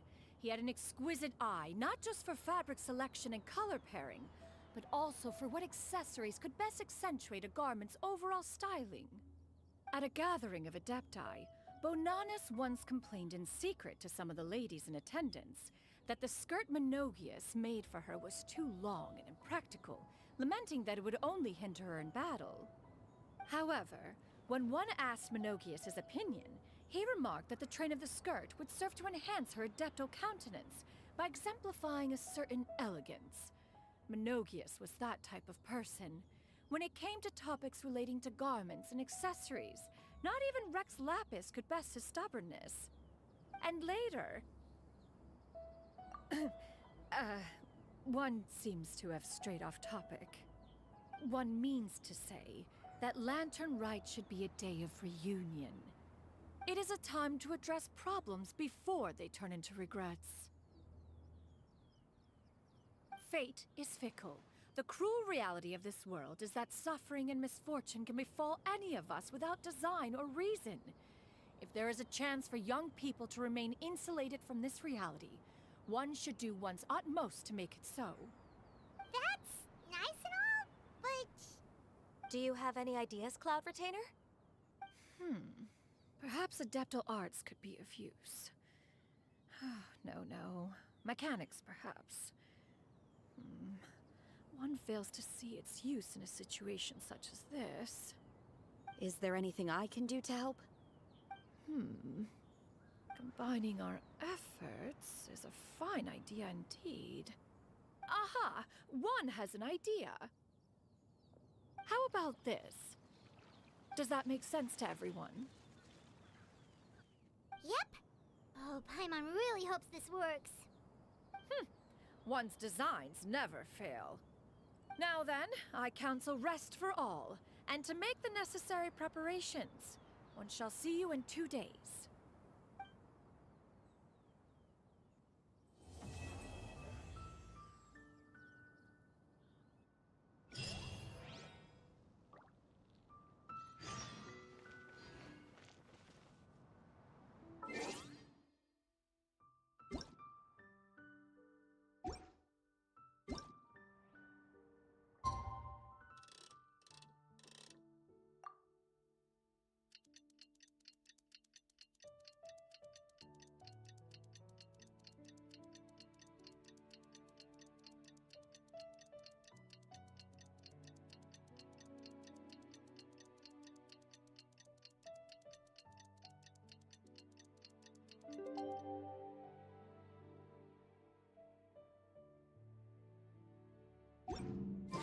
It's time to carry out the plan!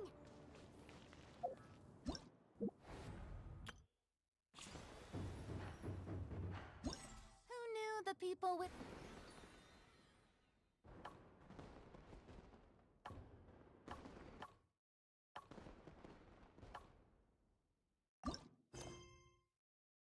adore me so much?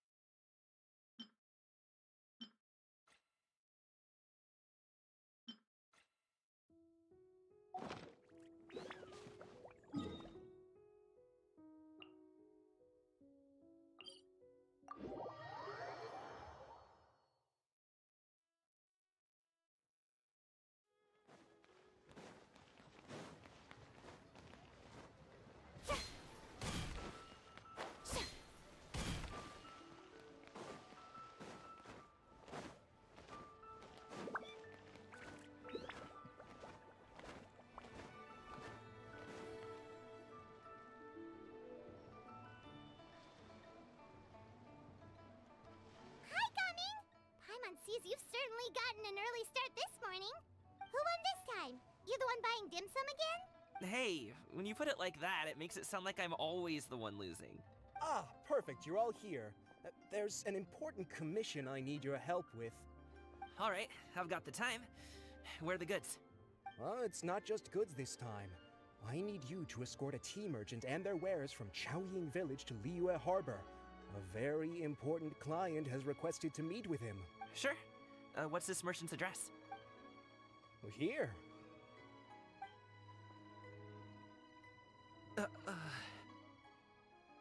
the client's that important, then this must be a very crucial, very pressing commission, right? Of course, the sooner you complete it, the better. I would advise you to depart as soon as possible. All right, don't work too hard now, Longjo. We'll set off then.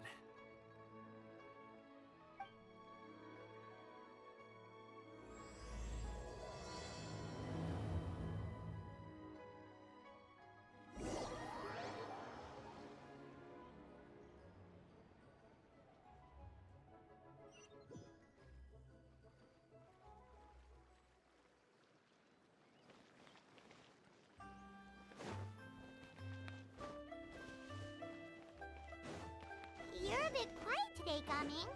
Oh, do you want Paimon to tell a story? We're almost there. I'll take a rain check on that.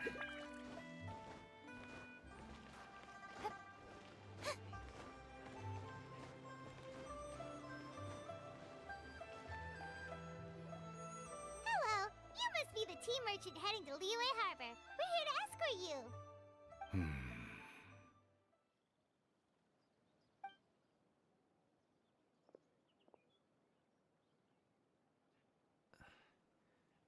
Dad?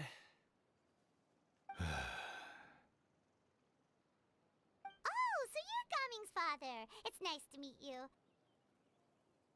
Just leave this delivery to him. Trust Paimon, he's got this in the bag. Gaming is super good at what he does. Everyone at the Secure Transport Agency says as much. Even the Ministry of Civil Affairs has nothing but good things to say about him. Seems like you've made some sort of name for yourself at least. The goods are all in order? Yes, they're all here. Then let's get going. A very important client has asked for you by name. You kinda have to come with us. Paimon doesn't know how we would explain ourselves if you just didn't show up. Plus, you'd be missing out on a huge money-making opportunity. I see. I suppose I will have to trouble you all to escort me, then.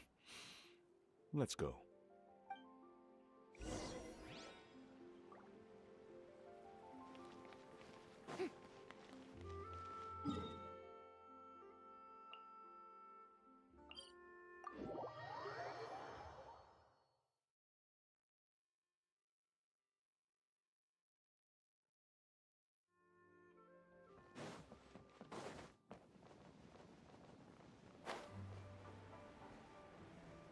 We've been walking for so long. Is anyone tired? How about we stop and rest for a bit? I'm fine. Gaming, don't you usually have some delicious snacks on you? Come on, bring them out so we can share them. I'm fine. Thank you. But the winter melon cake he gave us last time was so delicious. This place looks nice and open. Why don't you all rest here for a second? Huh? What about you? You're not going to join us? I'm not tired. I'll keep watch. Oh, but Just let him go.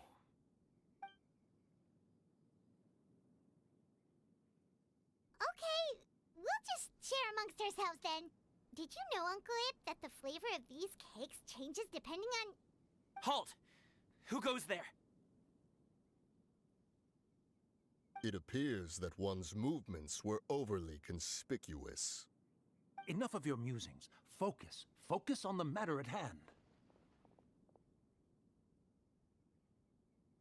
Present your exquisite ornaments at once. Indeed. Bring them forth readily and without protest. Ah! What do we do? It seems as if these two are acting alone. It won't be difficult to subdue them, but they might have something else waiting in store for Dad. The best way to keep him safe is... Leave this to me. I'll handle them. Traveler, Paimon, take my dad and the goods away from here. No, Gaming. It's too dangerous. This is what I do.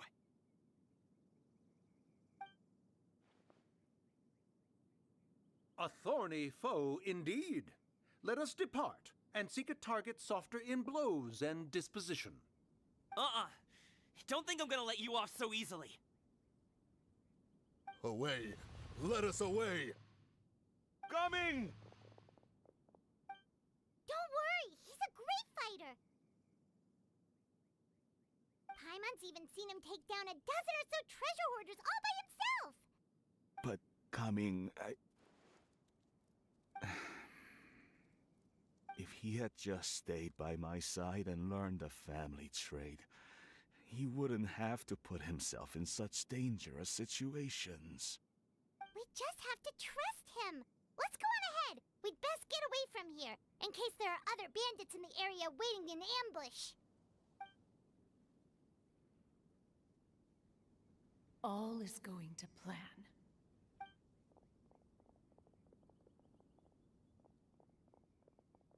Okay, we should be good to stop here. Yongli? Oh no, what is he doing here? Good sir, please, listen to me. Reel in your line and leave this place as quickly as you can. There are bandits in the area.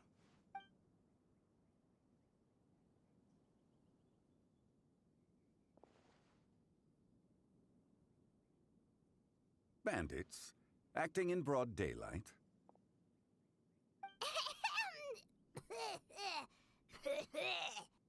Oh.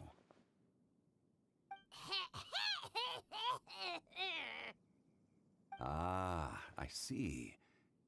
It appears many people are catching a chill as of late. If your throat is bothering you, Paimon, perhaps some tea and rest are in order. Nope, no need. Paimon's fine. She just, had some cake stuck in her throat.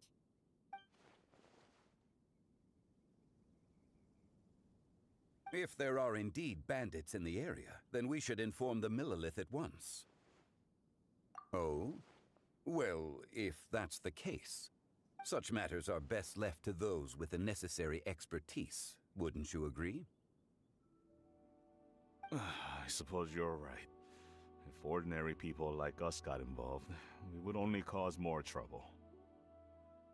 Since we find ourselves otherwise unoccupied in this beautiful area, why don't we find a quiet place to relax while we wait for good news?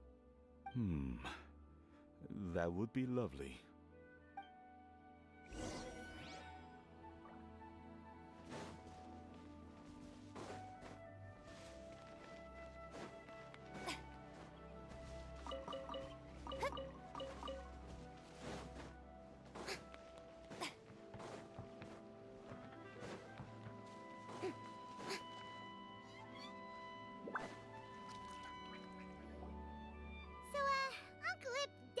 Reason to be worried.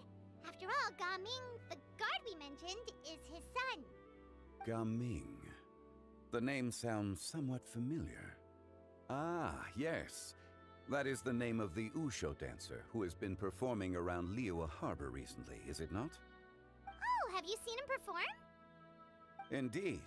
I cannot help but admire his skill. He truly encapsulates the spirit of the Suani. Usho dancing has become more well known in Liyue Harbor recently. However, although performers are seeing budding success, they have no doubt had to face many hurdles along the way. Ones not so easily understood by spectators such as ourselves. If you ask me, what truly deserves admiration is perseverance in the face of adversity. That is a rare attribute indeed. I have heard many of my acquaintances praise Gaming for his kind, selfless, and courageous disposition. To have a child so accomplished and upright, you must be a very proud parent indeed, Uncle Ip. Seems like Zhongli has decided to skip the formalities. Well, he's a hard worker. Yes. You should be sure to tell him you think that when he gets back. Your son is young yet. It's normal for someone his age to be a bit hot-headed. It's understandable to find talking about such things in person difficult. If there's a particular sentiment you wish to convey, perhaps we could pass it along for you. No. It wouldn't be right to ask that of you. This thing between us has festered for many years now. In truth, there are some things that simply aren't easy for us to talk through. I've been in the tea business for most of my life, and I always hoped my child would do the same. Otherwise, how would he support himself? Over the past few years, I heard how well he was doing for himself as a guard. How his work was taking him to farther and farther off places.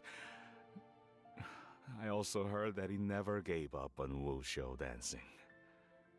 It made me happy. But I was also worried. When you're young, you can handle all that physically taxing work and manual labor.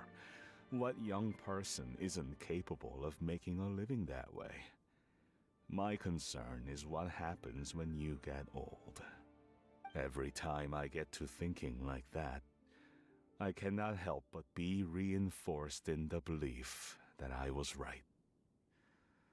That I was right not to give in. I often regret introducing him to wushou dancing as a kid. If I had known how things would turn out, I would have never taken him to see those performances in the first place. It is only natural for a parent to strive to send their child down the right path. No one would begrudge you that sentiment, Uncle Ip. You need not worry. You seem quite young, Mr. Zhongli. Yet you speak with such wisdom. Perhaps I have misjudged your age. Your words are too kind. Truth be told, one of my old friends has several grown daughters. Rather than fretting about their future, however, she prefers to let them find their own way. Then she's more easygoing than I could ever be. I fear I lack such an open mind. I meant to say earlier, there is no need to be so polite. Feel free to call me by my name, Ipdak. Sure. So, do you also think I fret too much, Mr. Zhongli? That's not exactly what I was hoping to convey. Only a fool would ask a parent not to worry about their child. But think of it this way. Raising a child is not unlike flying a kite. Hold the string too tight, and it can no longer soar. As my friend once said, if your children are aiming for the stars, clipping their wings will only cause them to come crashing down. You need to let out the line for a kite to soar. It seems I was too stuck in my ways. You need not reproach your heart for caring. You simply need to loosen your hold a little. Indeed, with such a big heart, why not allocate the time you usually spend worrying about Gaming to the pursuit of other things, like going for a stroll, drinking tea, or taking in the scenery? You never know what surprises could be in store. Things can change in the blink of an eye. The blink of an eye, you say? Do things change so quickly? Children grow up in quite the same way, do they not? Day after day, year after year, sometimes in the blink of an eye, but always when you least expect it. As a father, I'm sure you know that best.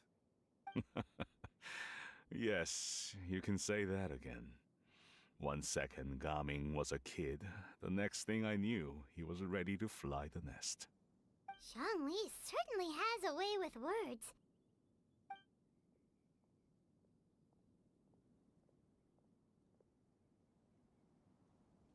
Oh, Gaming is back! Hey, Gaming, we're over here! Dad, Traveler, Paimon. Good, you're all here. Oh, and Mr. Zhongli from the Wangsheng Funeral Parlor? You're here too? A fated meeting indeed. We were just enjoying some pleasant conversation. Is everything resolved? Well, you could say that. What does that mean? Traveler, Paimon, come with me. I need to talk to you. Huh? Oh, okay. I'll come right out and say it. Those two bandits, you sent them, didn't you? So, that's how we're starting off? Can't look me in the eye, huh? Guess I'm right then. Okay, but how did you know? At first, their mannerisms seemed a bit stilted. But once I got close, it was obvious that they possessed great skills. I was right on their tail, and it should have taken only a few steps to catch up to them, yet somehow, I was never able to close that distance. People with that level of skill would have gone about things differently from the start, like sneaking up on us while we were distracted. Unless, of course, their real motive was to lure me away from the group all along. Wow, you're pretty quick on the uptake. I just have a lot of experience. I've dealt with many a ruthless bandit in my time, but I've never seen ones like them. In the end, I told them they would make good guards if they ever wanted to get back on the straight and narrow, and that they could hang out with me in Liyue Harbor anytime. You ever consider you might be a little too good at making friends? I'm guessing you guys were trying to help resolve things between my dad and me? I appreciate it, I really do.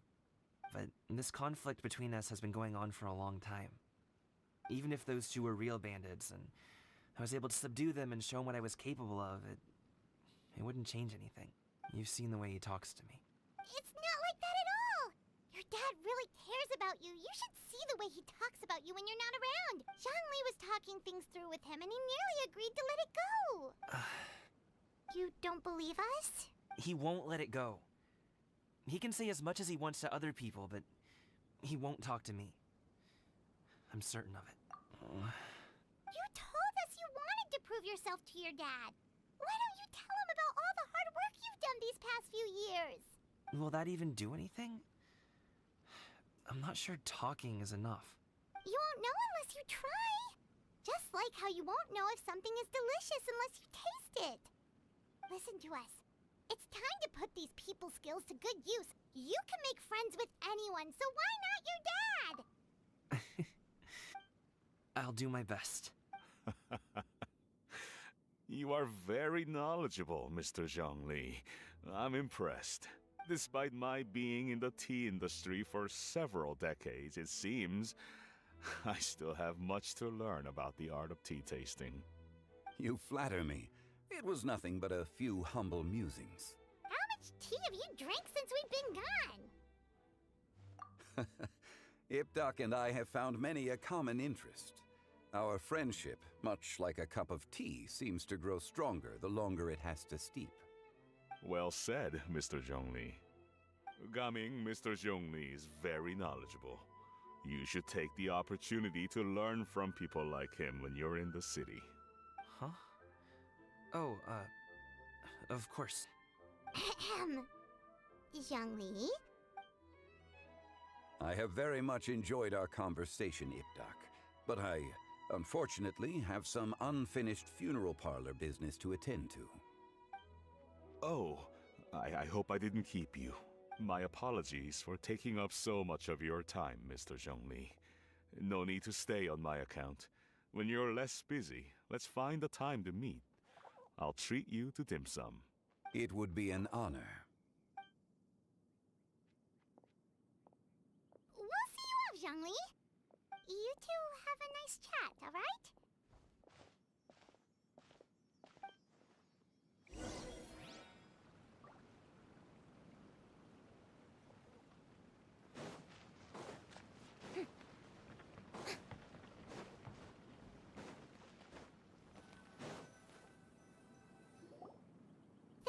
helping us talk things through with Uncle Ip. Good thing you were able to pick up on what we were putting down. I have been around the both of you for some time now. You could say I have a certain level of expertise in that regard. As for my role in the conversation, think nothing of it. I hardly did anything noteworthy. You never change, do you? Why did you have us walk all this way? Paimon thought we just had to go far enough to be out of earshot. A friend approaches. Hello. Xiao! You're here too? I've been here the whole time?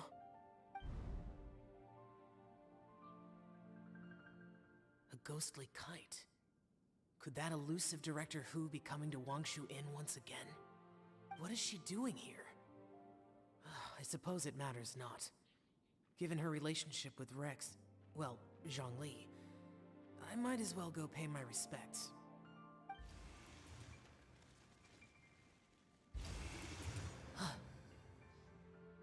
It's you! I thought you were Director Hu. Ah, your arrival is most fortuitous. Do you want to try out this new gadget? The addition of the power source makes the takeoff more stable. It's just that... He seems quite immersed in the study of this device. I fear it's almost too stable. It completely negates the pleasure of seeing one's kite sway with the wind. It's a bit of a shame. In truth, I'm here because Director Hu dispatched me to purchase some items in preparation for Lantern Rite.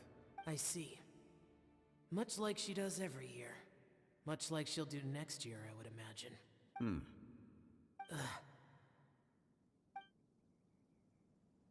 Am I wrong? Or has she once again sent you out to buy, what is it, sesame oil or something? While we're on the subject, I do wonder why she is so obsessed with using sesame oil in the preparation of mixed vegetable dishes for Lantern Rite. A recommendation from Xiangling, perhaps. What do you think, Xiao? I've only met Director Hu a few times. I'm hardly the best person to ask. Ah, and is that not a sign that you should visit Wangsheng Funeral Parlor more often? It wouldn't hurt to grace the parlor with your presence now and again, when you are otherwise unoccupied. This one here is a traditional kite, one without any equipped mechanical device. Director Hu tasked me with studying the differences between the two to determine which one is of greater merit. Many hands make light work. Perhaps you could test out the other kite for me? All right. I have made my comparisons. If speed is what you're after, the mechanical kite is the better choice. Wonderful. I shall pass that information along to Director Hu. I'll leave these two kites with you. Perhaps you can find a few friends with which to partake in the activity. You might find it to be an enjoyable use of your time. Oh, wait. Who enjoys kite flying? Well, I would imagine someone of your talent and wisdom is more than capable of finding out. So, you were testing out the kites for Hu Tao and even roped Xiao into doing it for you? Paimon didn't ask earlier because the situation was, awkward. I would hardly say I roped Xiao into anything. I simply sought the help of a friend. Besides, we did the testing together. Seems like our pool of competitors is growing. Do you like kite flying, Xiao? I suppose I neither like nor dislike it. Although, watching a kite gradually ascend into the sky does bring me a certain peace of mind. Perhaps they're a bit like Xiao lanterns in that way. Kite flying is also a pleasant form of relaxation. Have you ever thought about making a kite, Xiao? Cloud Retainer taught us how. We can teach you if you want. There's no need. Menogius was the only Yaksha among us who had an interest in matters of ornamentation and design. When Lantern Rite is over, come find me near Pervasi's temple if you have the time.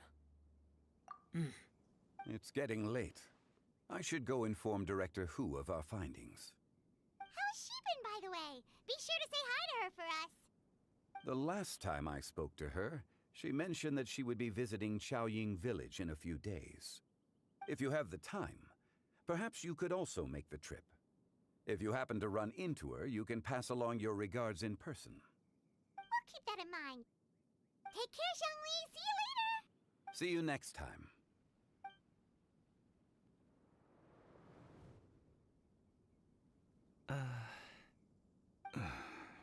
Coming. You can go first. I don't have anything to say. Then I'll go. I still don't want to leave Liyue Harbor. Oh. I can't say I support that decision, but... Hey, let me finish before you get all worked up. Sit, Shenhe, sit. You must be tired from your journey. Shall I pour you a cup of tea, or would you prefer something else to drink? No need. I'm not tired. They're gone, Master. Perfect. The time is nigh for us to make an appearance. Do you remember the plan when recounted to you? Yes, Master. We aim to give them a demonstration of familial love. So I'll have whatever you are having. All right. What are Auntie Xianyun and Shenhe doing here? Just how many people are involved in this scheme? I suppose all I can do is just take a seat and see what happens. Perfect. I just so happen to have bought some Sunglow tea recently. It's quite the delectable variety. Or it would be if one has not been forced to drink it every day in the hopes of whittling down one's considerable stash. One has more than had one's fill already. Oh, forget it. Such thoughts detract from the present need to keep up the conversation. Has work been busy during the holiday season? Do you need my help with anything? Drunk guests can sometimes cause trouble, but I deal with them as you taught me, by pinning their heads against the table. Are Auntie Xianyun and Shenhe serious right now?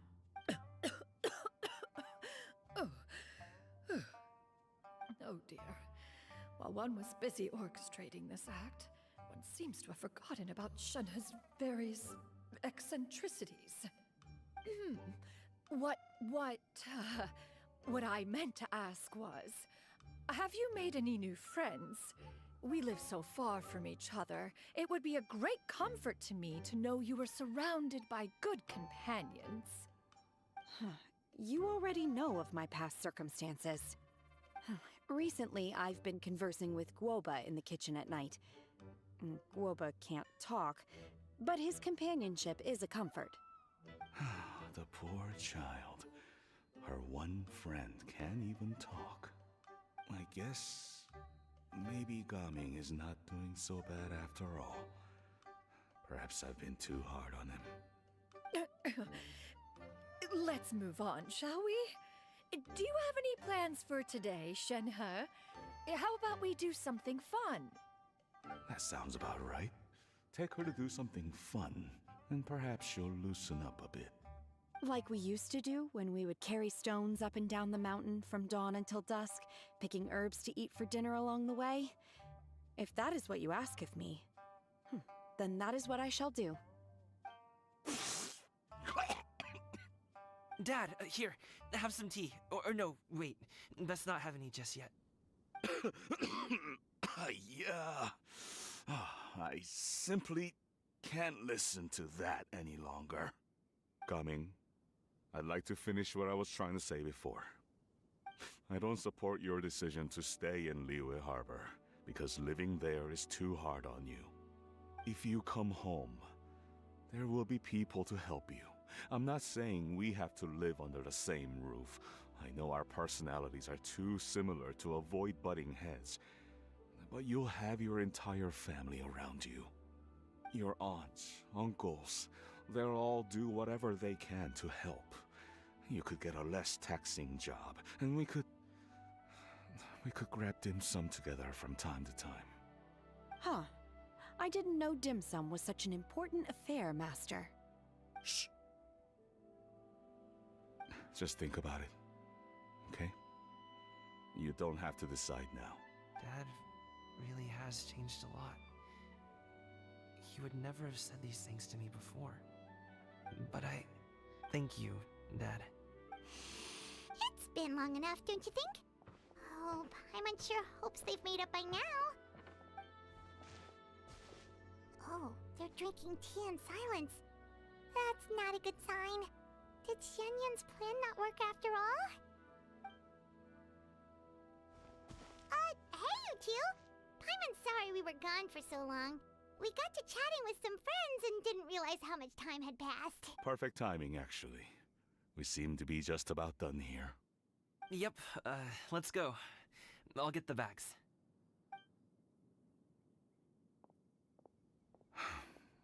Gaming has grown a lot taller, hasn't he?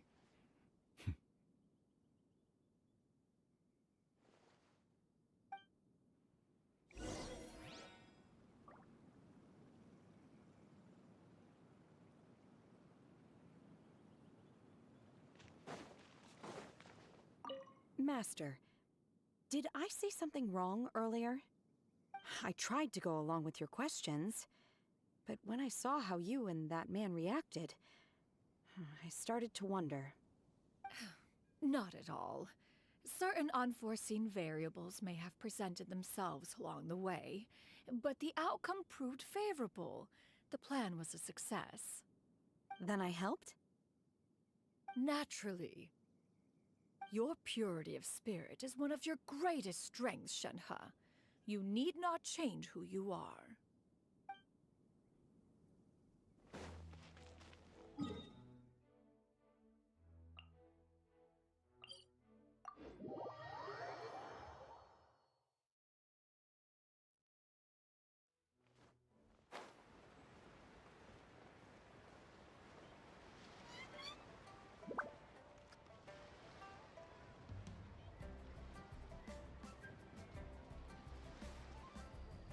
You must be Mr. Ip! Thank you for coming all this way. My name is Charlotte, and I'm a reporter from Fontaine. You can find me writing for the Steambird. I invited you here not just to purchase your fine tea, but also with the hope that you might be willing to sit down for a short interview. What do you say? An interview? To advertise my teas? I suppose you could think of it that way. We Fontainians are big tea drinkers too. The Fontaine Market. Then I'll need some time to adequately prepare. Perhaps we could sit down and discuss the questions you intend to ask in advance. Of course, of course! Please follow me.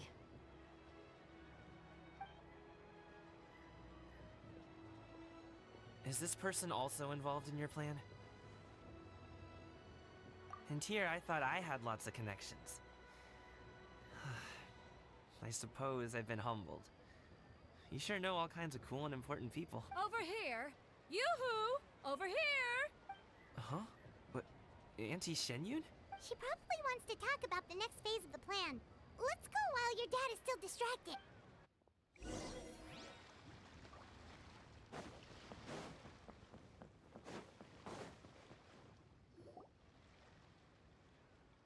I take it that all is going well?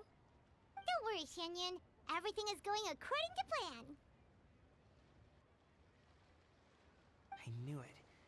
I knew that was all an act earlier. Auntie Shenyun is really something. She was so determined to help me. She didn't even care about making herself and Shenhe appear foolish in front of my family. She truly knows how to look out for others. I still have a lot to learn. As for the next step... Oh no! What's wrong, Gaming? Don't tell me you're the ones footing the bill for all that tea. I can't let you do that. Fret not. Reimbursements will be made. Exactly! Think of it more as an investment, as Ningguang would say. We pulled together the Mora so that Charlotte could place the order. She's gonna bring it back to the Steambird as a gift, as well as a sample of the regional specialty. Fontainians will probably fall in love with your dad's tea as soon as they lay their eyes on Charlotte's article. And once all the money from the new orders begin to roll in, getting our Mora back will be a piece of cake. Oh, okay. Business-related matters always seem to go over my head, but I refuse to let you all lose more on my behalf. I'll pay you back right now. We can talk about such matters at a later date. There are more important matters for you to consider at the moment, are there not? Yes. I've been thinking about it the whole way here. I have an idea, but I'd hate to cause even more trouble for all of you. That is for us to decide. Yeah, we're all friends here. Plus, we wouldn't be here if we didn't want to help, right? Just tell us about this idea of yours. Okay. So, it's like this.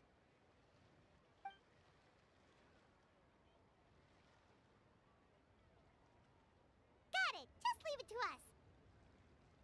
Let's split up and make it happen.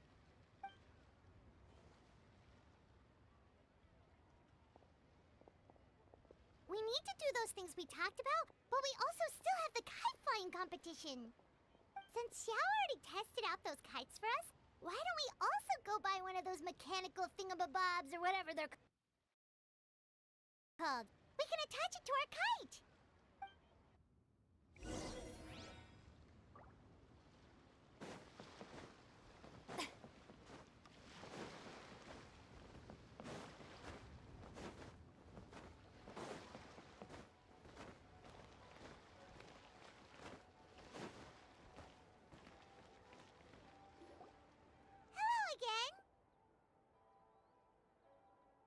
Welcome back! I see you returned from your trip.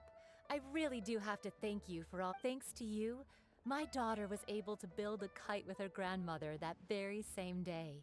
She even wrote a long letter telling me how much she loved it. Oh, you should really be thanking Gaming, not us. I'll be sure to. And are you here to buy a kite? Please, take your pick.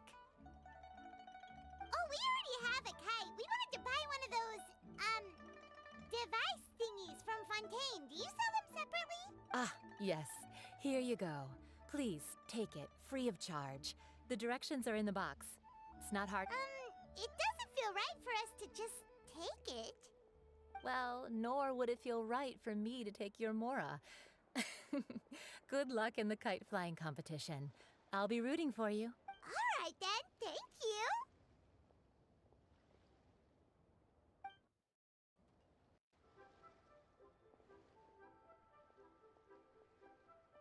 Phew, it's done. Let's get down to business.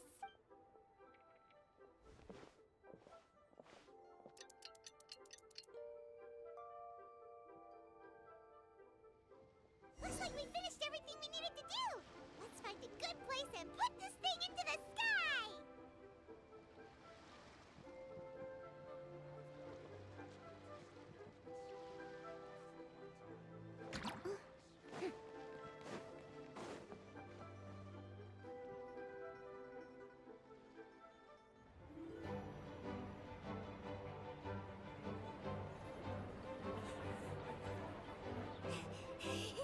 Chi-Chi, we're almost there!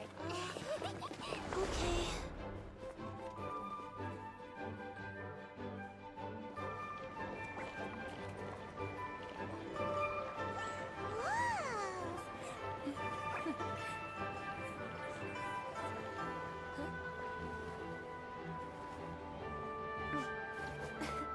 Come here, allow me.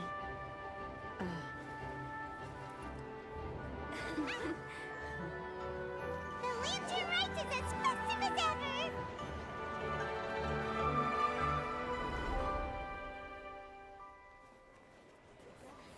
Huh? Oh, what's going on? Did something happen? What should we do? Oh, should we get the Millilith?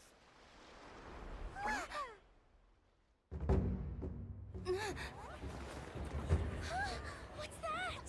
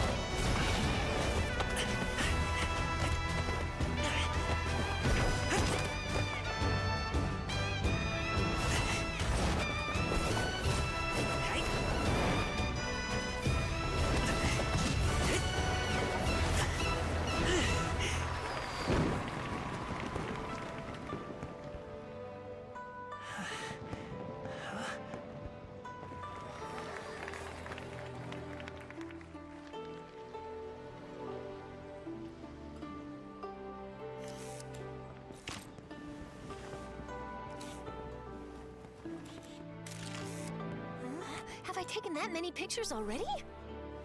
I need to load more film.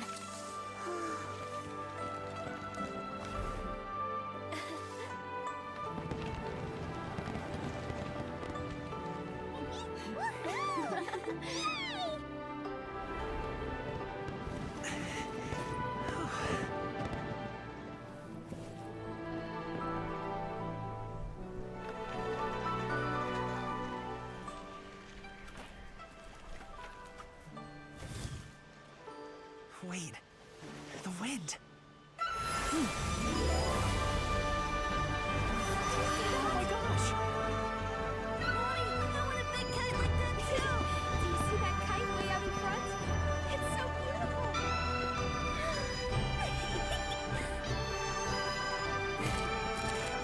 Happy Lantern Rite. Happy Lantern Rite!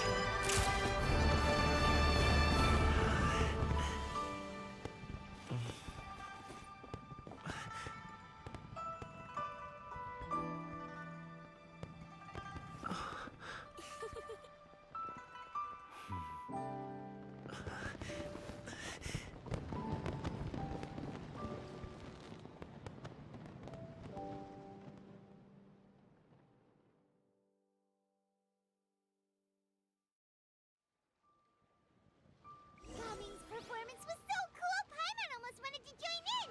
You saw that, right, Traveler? Let's go find him. Oh, he's over there, talking to his dad.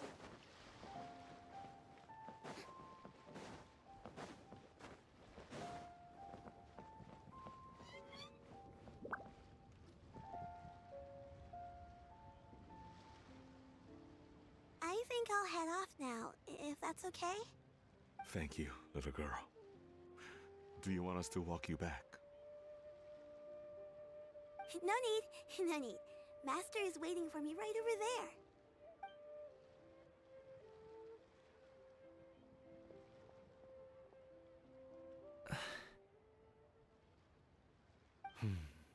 there. Son. I suppose I'll go first this time. Okay. Your performance. I've seen many wushou dances in my time, but I've gotta admit, what you pulled off there was breathtaking. Wow. I never thought I'd live to hear you say that. You're serious about doing this professionally? Absolutely. I know it'll be difficult, but... Then it doesn't matter. What I mean to say is, of course it'll be difficult. But if that's your decision, if that's your dream, then it doesn't matter how difficult it is. As long as you put in the work, then any obstacle can be overcome in time. Really, when I was young, I also... Actually, how about we save that story of my past for another time? All I really want to say is, I've changed my mind. Much like this kite, you also deserve to soar to new heights. Dad. Son. Son? Haven't heard that in a while. I bet you're wondering what's gotten into me saying all this. Well, a little bit, yeah. Anyway, I know I've never found the chance to say this before, but... to me, Gaming, you've always been a great kid. Alright, that's everything I've got. Did you have something you wanted to say, or...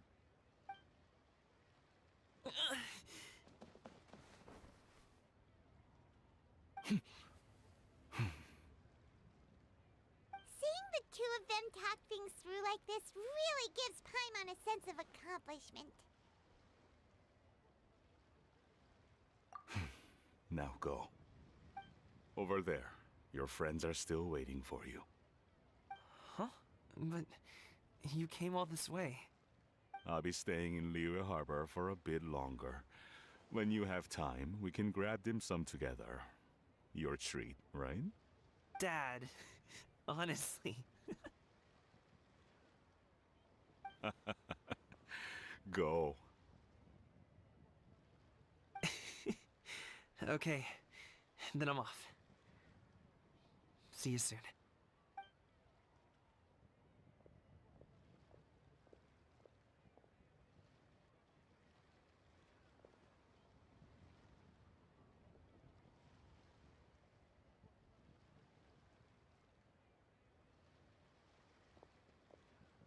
That's quite the smile you've got there, Gummy. Really? It's nothing to be embarrassed about. I'd like to find and thank Auntie Xianyun, as well as everyone else who's helped me out. If everyone has time, maybe we could all get together and go fly a kite.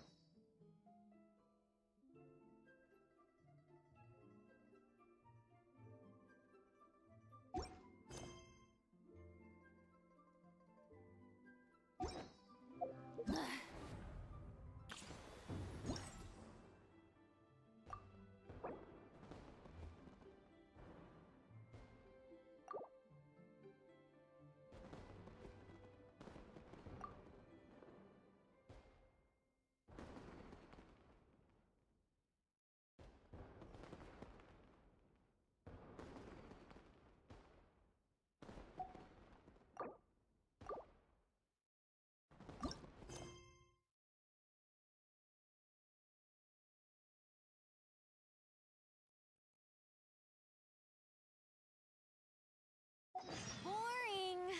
Isn't there anything else more interesting to do?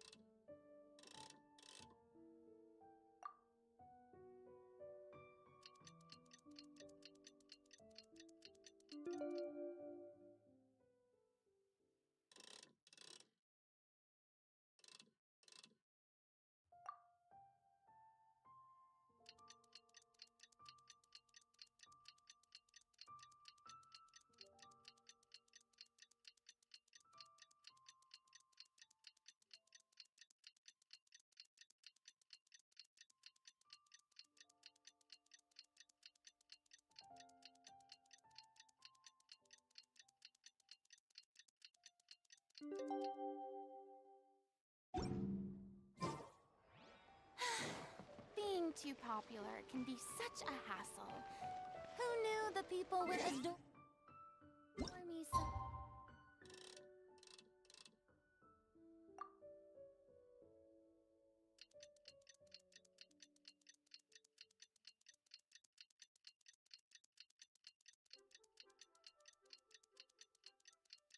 Much. Oh! on spending some time...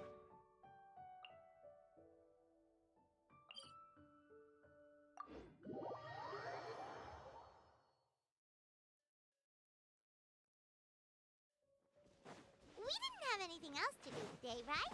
Why don't we go have a look around? Maybe we'll run into her.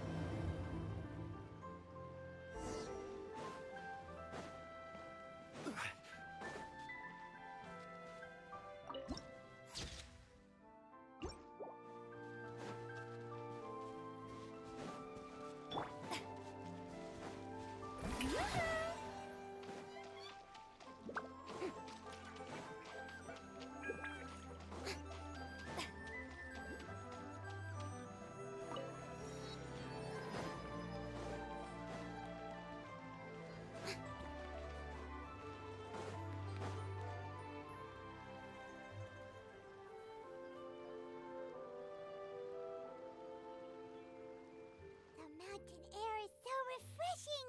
It makes Paimon feel like she could float around all day and never get tired! Cream!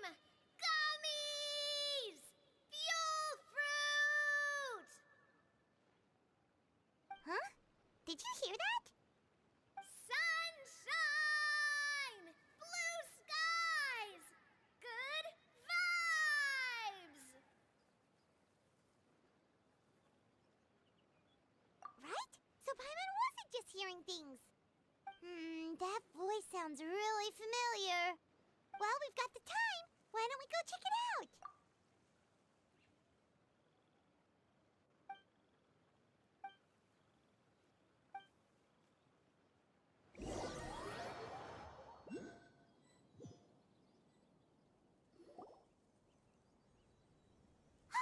What are they doing here? Navia, Clarande! Ah, well, if it isn't my dear partners. See, I told you that something good was going to happen during our travels today. It's just your lucky day. Are you guys also here to catch the festivities? Oh, and that reminds me. Happy Lantern Rite.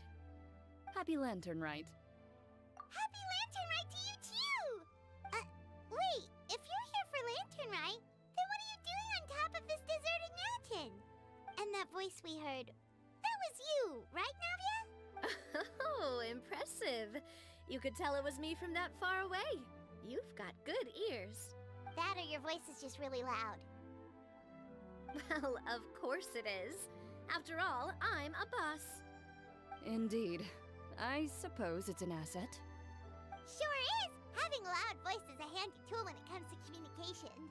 Wait. That wasn't even Paimon's point. Paimon just wants to know why you two were shouting from the top of this deserted mountain. There was something about almonds, maybe? And buell fruit? Ooh, is it some sort of secret code?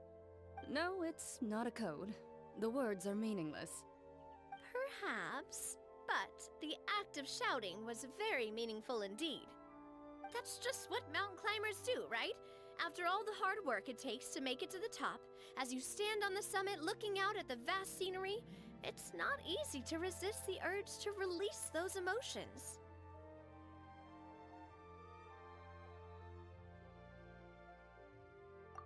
Exactly. You get me, partner.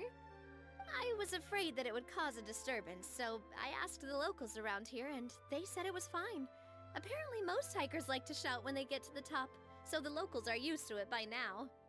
So, you see, it's not just me. I guess everyone shouts from the top of a mountain at some point in their life. Speak for yourself. When you're stressed, don't you ever just get the urge to do something for no reason? Not really. If I ever get stressed, I just go hunting. Oh, that's a pretty good way to relieve stress.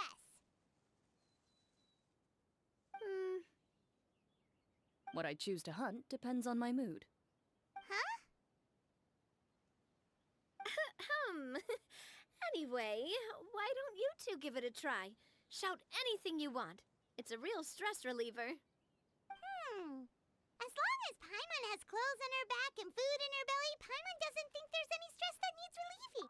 Oh, I bet you guys are just too embarrassed to let loose. No need to be shy. Even Farina was shouting from the top of this mountain earlier. Huh? Did Paimon hear that right? Farina's also here? In Qiaoying Village? Believe in your ears. It is indeed as you heard.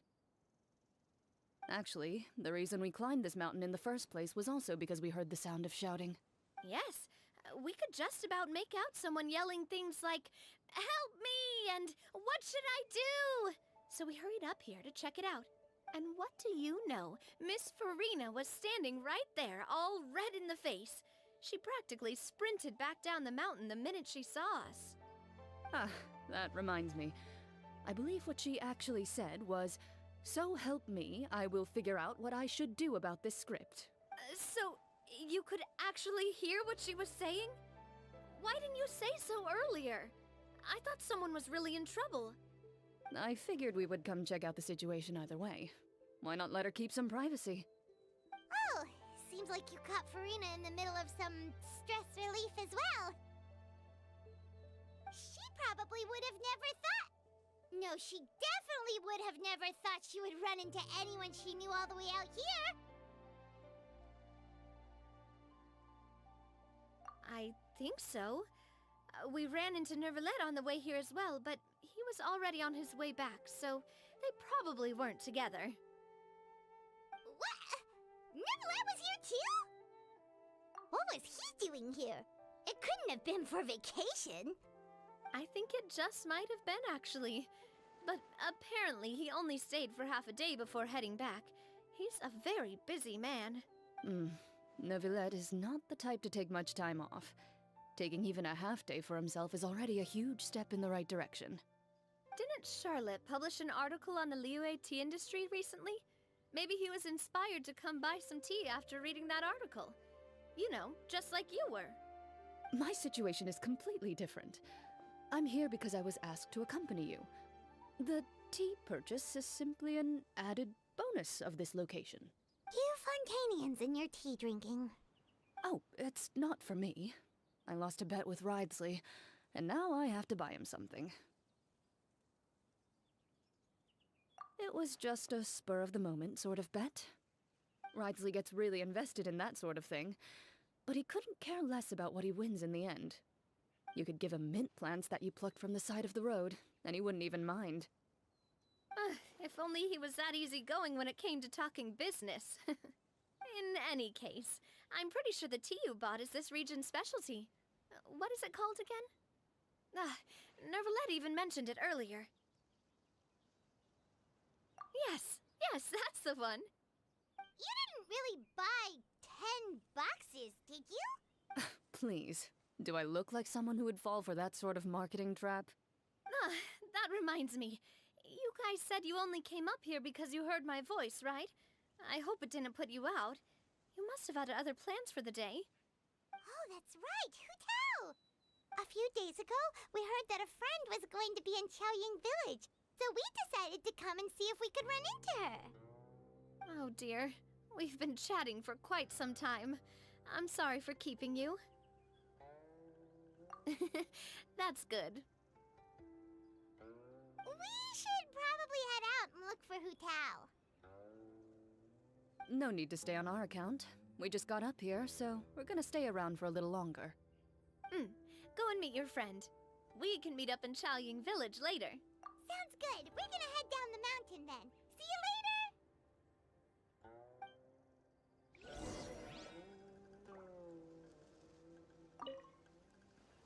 What do I have to do to get you to yell from the top of this mountain? Name your price. You really want to hear it that bad, huh? I'm just curious is all. I have a feeling you'll say something amazing. I will pass. I prefer to let actions speak louder than words.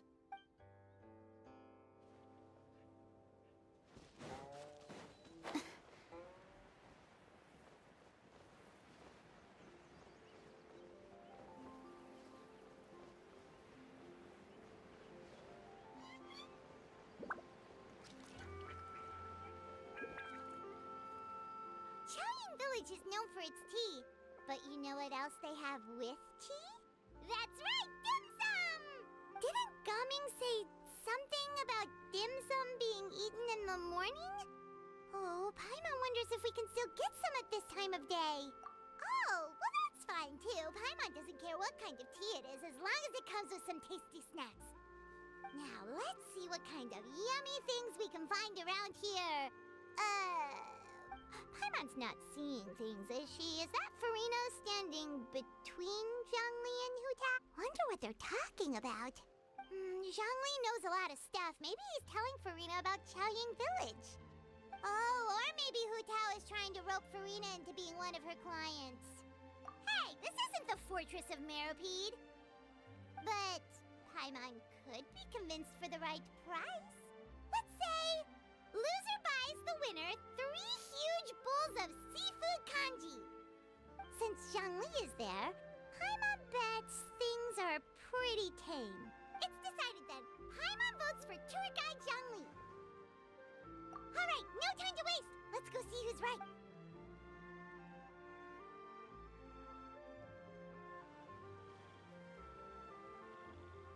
Good afternoon, Hutao, Zhongli, and Farina!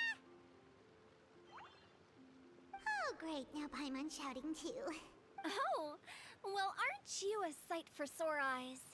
Seems like our luck just keeps on growing. That we were able to meet you both without prior arrangement must mean that this is quite the serendipitous meeting indeed. Huh? Oh, so both of you are acquainted with the Traveler and Paimon then?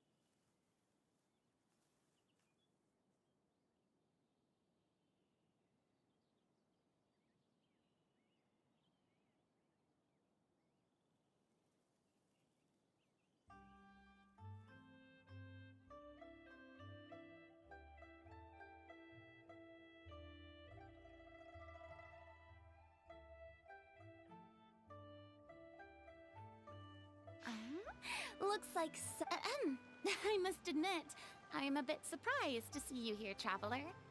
But seeing as you're a hero who's been all over to that, it makes sense that you would be well-traveled and well-connected. Since we have found ourselves in each other's company within this fertile land, allow me to take this opportunity to wish you a happy Lantern Rite.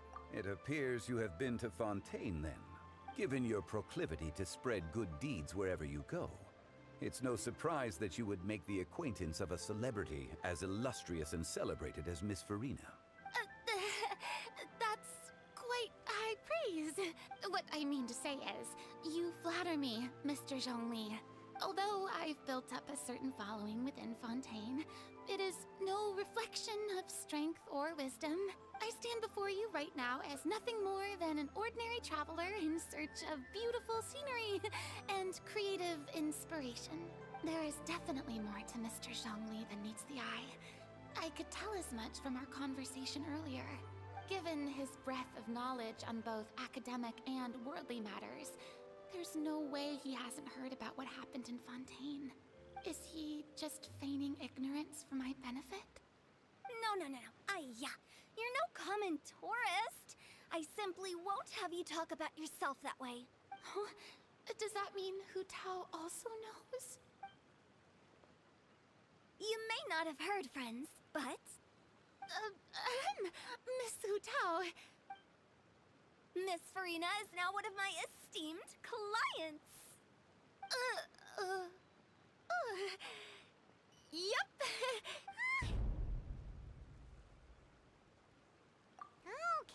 Okay, you win. Guess Paimon will have to break into the hidden stash at the bottom of her shoe. What's this about winning something? Don't tell me. You two were placing bets on us. We just saw you guys standing on the side of the road and couldn't help but take guesses as to what you were talking about. Oh, I see. That means you, my friend, must have guessed that I was trying to promote my business to Miss Farina. That I do, my friend. What was Paimon's guess then? Paimon thought Zhongli was showing the newbie around. By newbie, you mean me, right? If that's the case, then Paimon's guess was also correct. Oh, that's right. Mr. Zhongli was telling me about some great sightseeing spots in the area. Ha! You see? Paimon was right too! Since both of our guesses were right, there can't be a winner or a loser. Hey, don't be upset, Traveler. How about this? You buy Paimon a bowl, and Paimon will also buy you a bowl. As for the third bowl... Since I was the subject of the bet, perhaps it should go to me? You know, as a congratulations for the huge deal I just struck. I was just joking. Anyway, I should be the one treating you. The funeral parlor is about to bring in quite the sum after all. Oh, Paimon almost forgot to ask about the most important question. Did, something happen recently, Farina? Huh? What do you mean? Well, you know, with you enlisting the services of Wangxiang Funeral Parlor and all. Oh, well, yes. Really? Oh no, Paimon is so sorry for your loss. Although Paimon may have not known the person, please accept Paimon's deepest... Whoa, it's not like that, Paimon. Huh? But Paimon just thought, since you hired the services of a funeral parlor and all... Hey, it's not that big of a stretch. Really, Paimon? It's not like you don't know me. Do I look like I know anyone who would ask me to coordinate their funeral?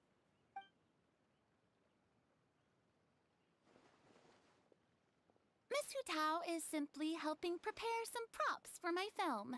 Not too long ago, I read a collection of horror stories from Liyue. The content was spectacular. In fact, I still feel the need to sleep with the light on even now. Anyway, that's not the point. Now that Fontaine's biggest star has returned to the stage, I figured it's about time the industry enjoyed a breath of fresh air. Hey, that's pretty good. I'll have to remember that for my ad posters. Oh, Paimon sees. That makes a lot of sense. So, did you come to Liyue just to enlist the services of Wangxiang Funeral Parlor? Well, not exactly. My original plan was to just relax and enjoy the sights. But then I ran into Miss Hu Tao and Mr. Zhongli, and well, you know the rest. I suppose it was meant to be. It was a fated meeting indeed. Zhongli sure loves his lofty turns of phrase. But if you ask me, it's all thanks to that man who stopped to ask for directions. Oh? Who was it? It's someone you know. Wanna take a guess? What? How did you guess that on your first try? Very impressive, my friend. Your guessing game is spot on today.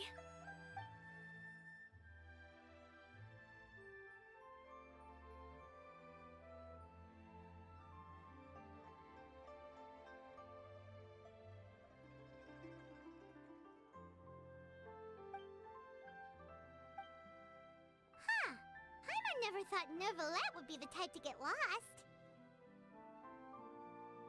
I'm sure he didn't get lost. Even I was able to find my way to this place without any trouble.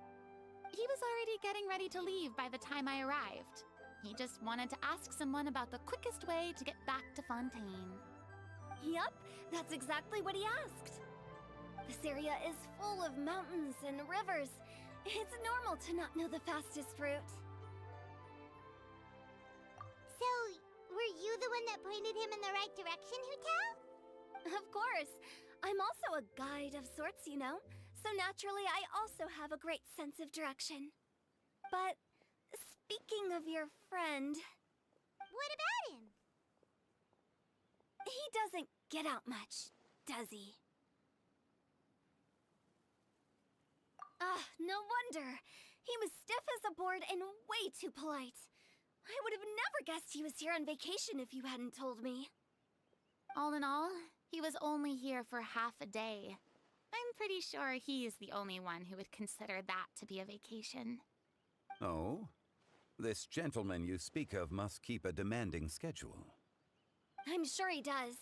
You didn't see him, but he was dressed like he was about to attend some important meeting.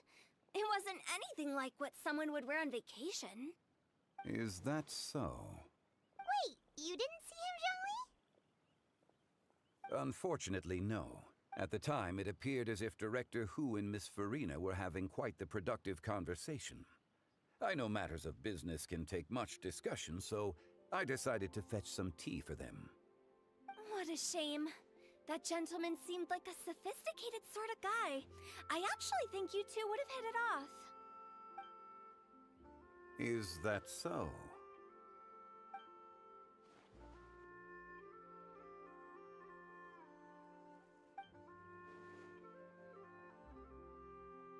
Hmm?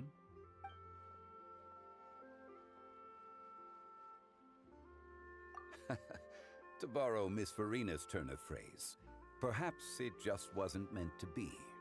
Well, with the Traveler around, I'm sure you'll have a chance to get to know each other at some point.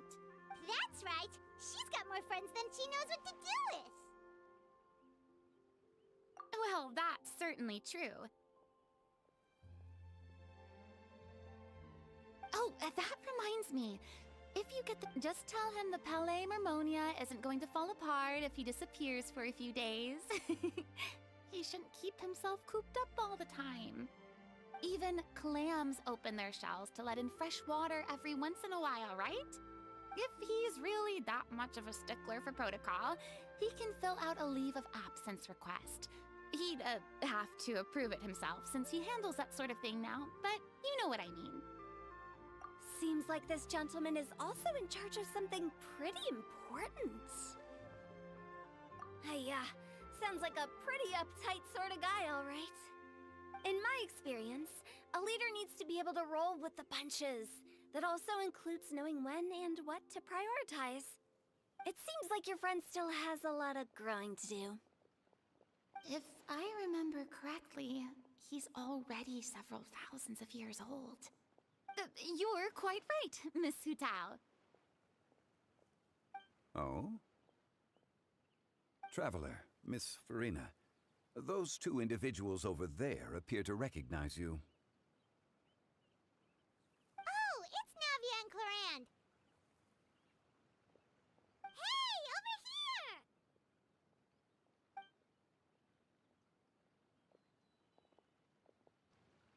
We saw you all chatting over here, and we're wondering if we could join in.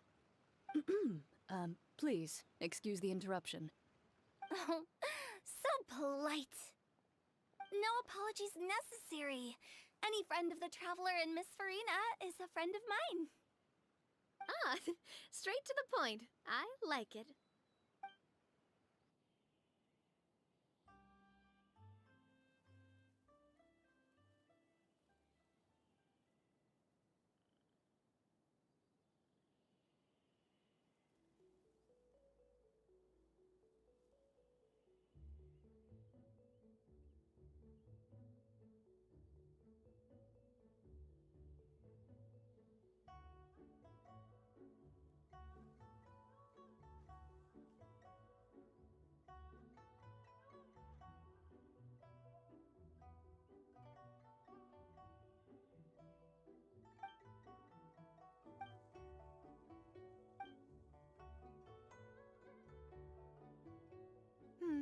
It's getting late.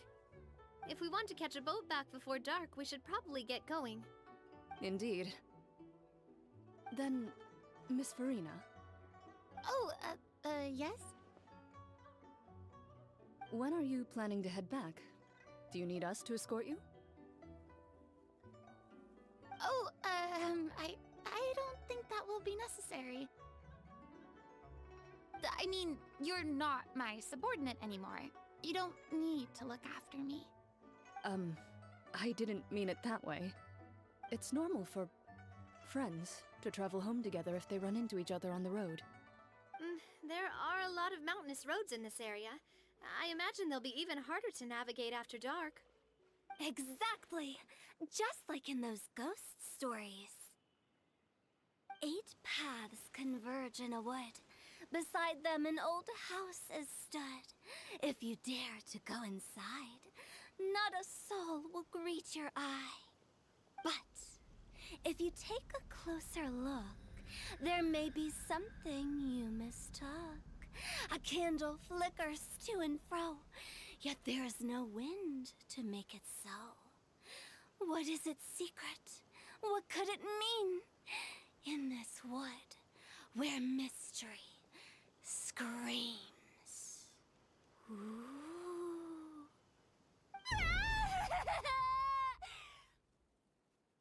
My dear demoiselles, ladies, no, I mean friends, please take me with you. Of course.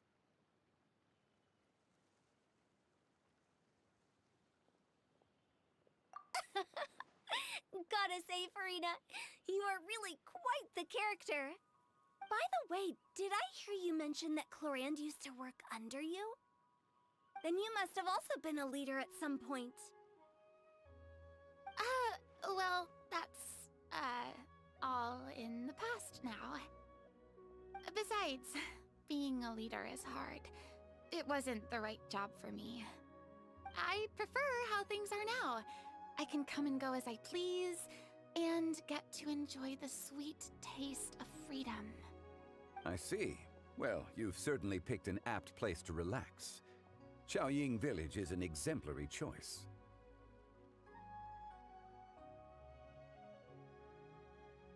Only the best. And I've learned a lot, too. Thank you so much, Miss Hu Tao and Mr. Zhongli. It's fine. You've thanked us more than enough already. The next time you're in this neck of the woods, I'll treat you to some dim sum in the city. Dim sum? Is that some kind of Liyue term for snacks or desserts? They are a part of it. It's basically a table full of as much tea, sweets, and good company as you can manage. Oh, so it's basically a tea party! Sounds great! Make sure to order the winter melon cake and the lotus flower crisp. They're so sweet and delicious, Paimon knows you'll love them. Ooh, okay. I'll be looking forward to it then. Wait, but didn't you guys say you were here on vacation? How come you're all going home empty-handed?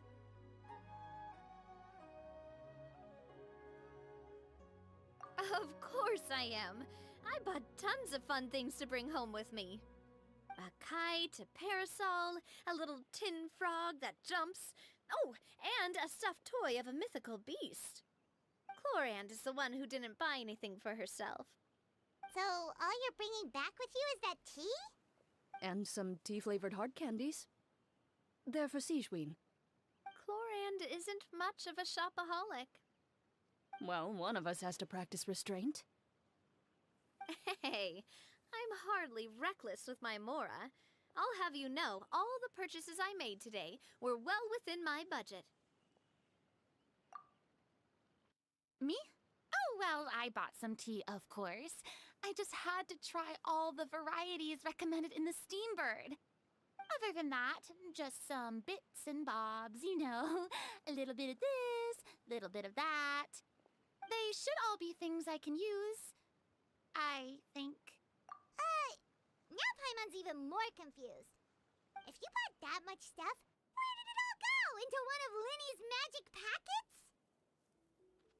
Oh, actually... Monsieur Neuvillette took them with him. Oh, So that's what happened. Wait, what? Why did he take them? He's not hoarding treasure, is he? That's quite the imagination you've got there, Paimon. Monsieur Neuvillette just saw the amount of bags we had and offered to take them back for us. I felt a bit bad at first, but, I really did have a lot of stuff. He even offered to deliver my gifts to the Fortress of Meripede for me once he's done with the day's work. Neuvillette is a man of his word. If he says he can do something, then he means it.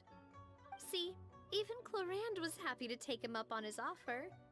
If even his trusty subordinate agreed, then who was I to refuse? Wow, he seems like a real gentleman. Maybe he's not as uptight as I thought.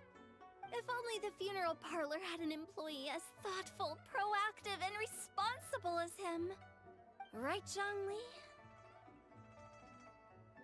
Indeed. Clorand said Neuvillette offered to deliver her gifts to Risley. So if we go to the entrance of the Fortress of Meripede, maybe we'll run into Neuvillette.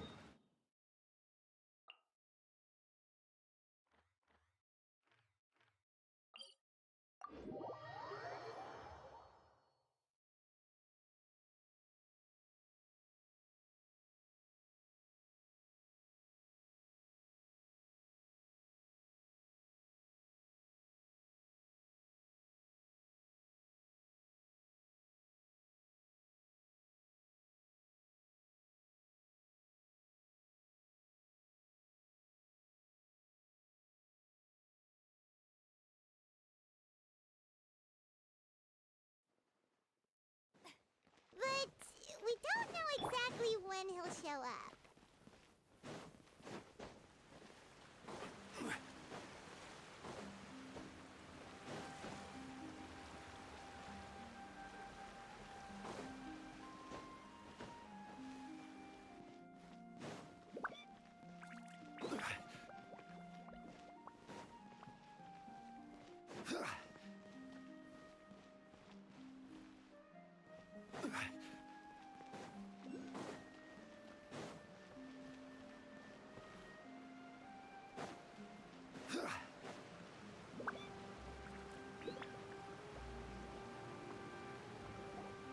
Look! It's Neuvillette! We lucked out!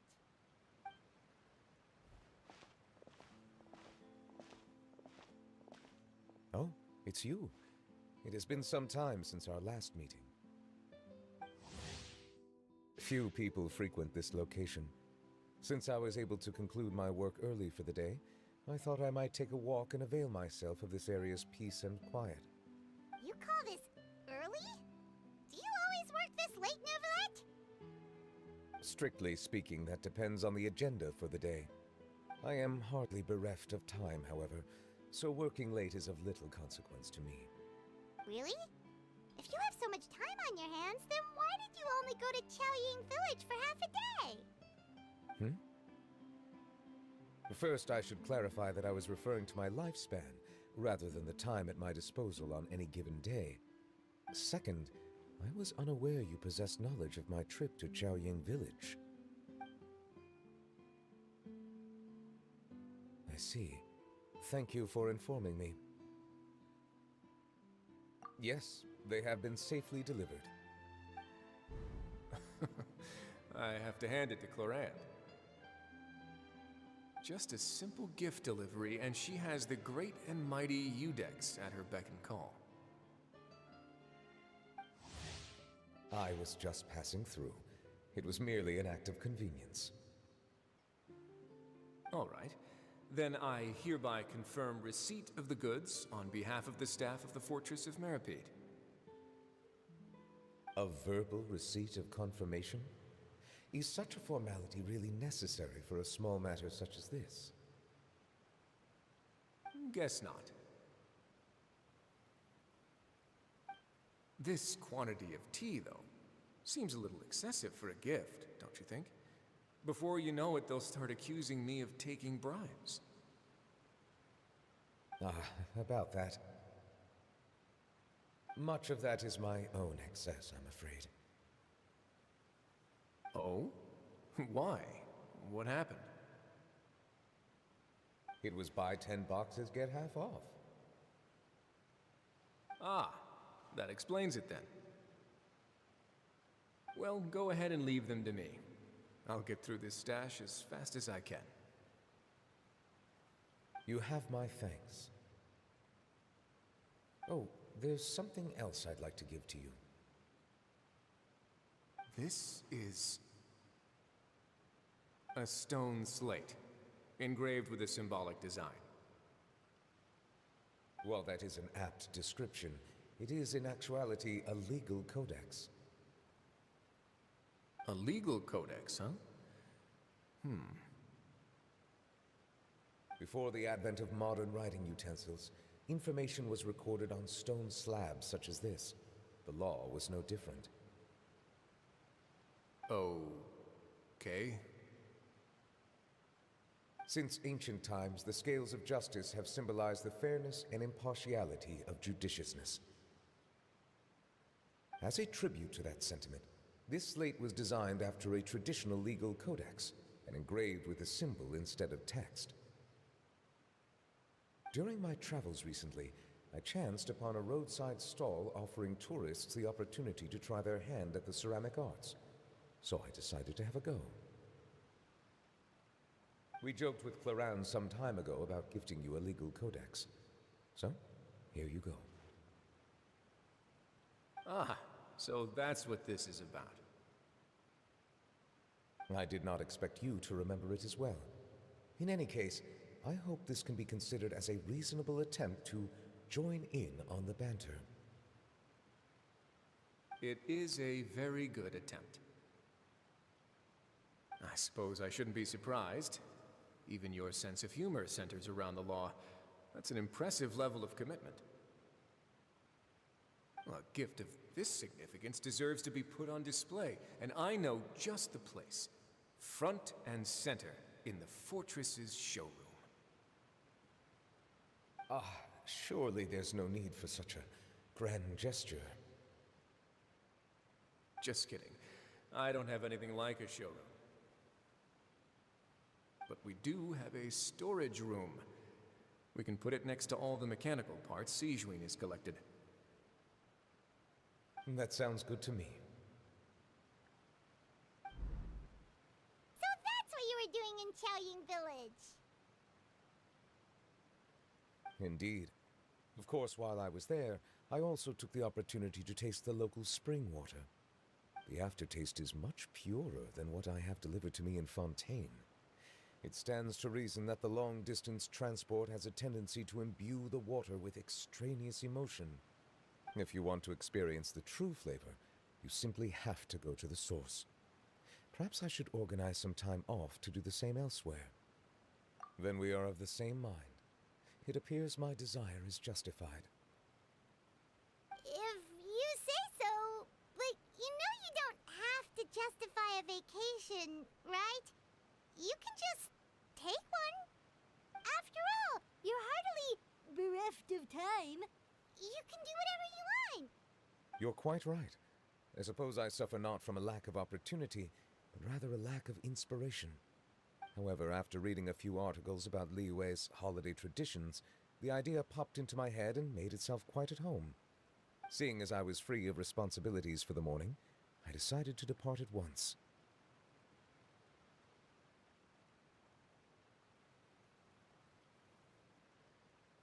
Refreshing. My spontaneous outing seemed to inspire quite a few other spontaneous decisions as well. Take, for example, my foray into ceramics. At first, soil from the ground is granular and unforgiving, but add the right amount of water, and it becomes soft, moldable, and able to take shape. In the past, I never thought about how quotidian vessels were crafted, but now I have participated in their very making. This is also something I made today.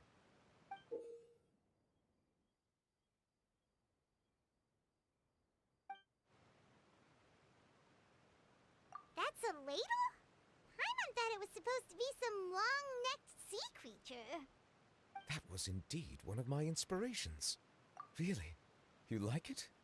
To tell you the truth, given your unexpected arrival, I find myself quite unequipped to give you the welcome you deserve. Around such an important holiday such as this, human custom would dictate that gifts should be in order. But I'm afraid this is all I can offer. If you'll have it, that is precisely why it would do me such a great honor if you accepted.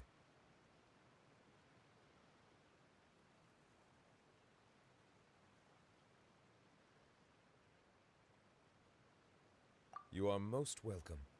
Happy Lantern Rite.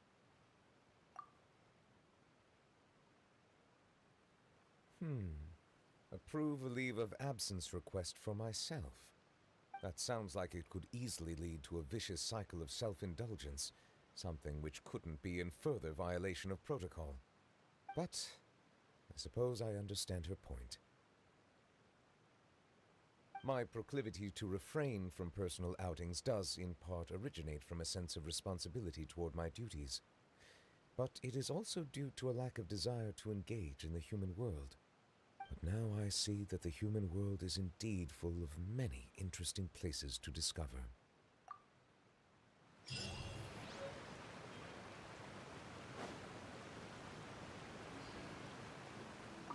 Lantern Rite marks the start of the new year, and in the spirit of the season then, I wish you a year of success as vast and endless as the open ocean.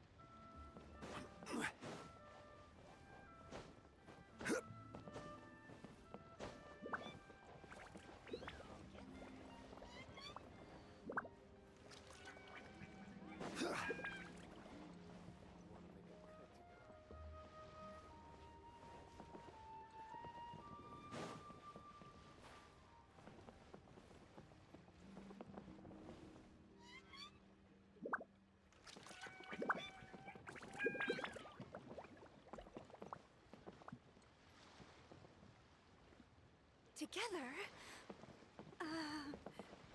We can give it a try.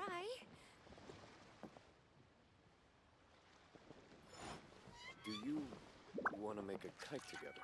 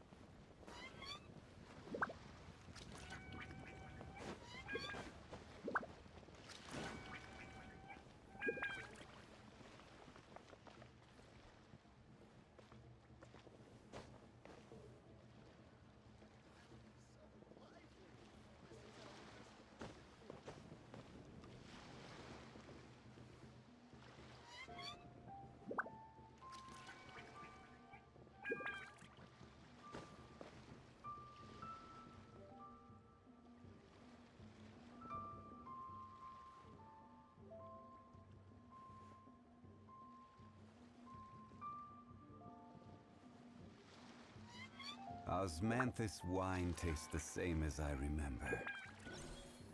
But where are those who share the memory?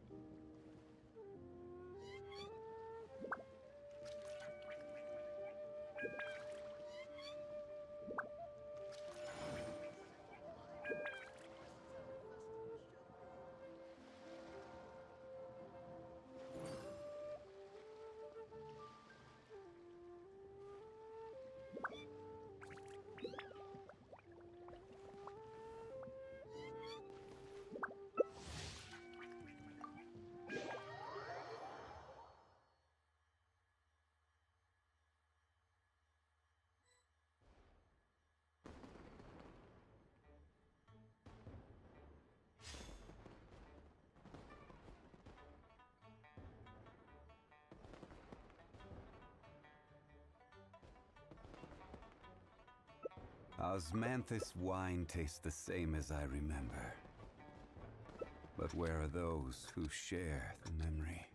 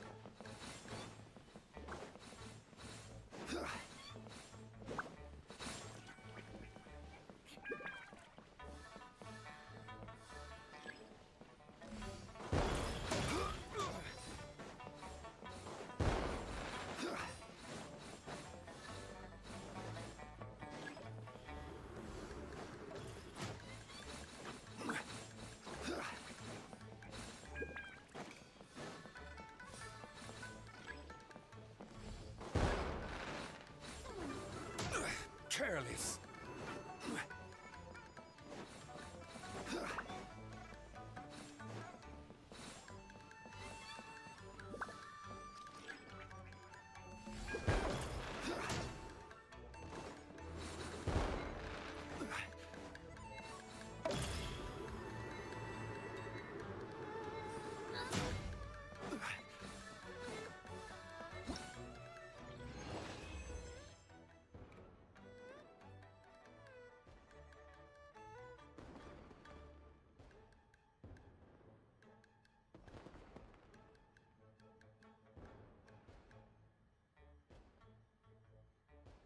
Boats are made for transferring commodities.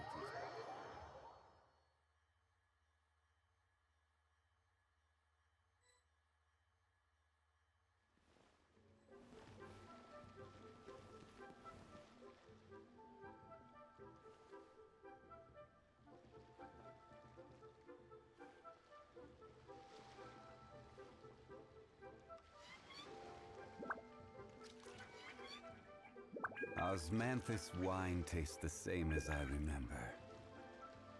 But where are those who share the memory?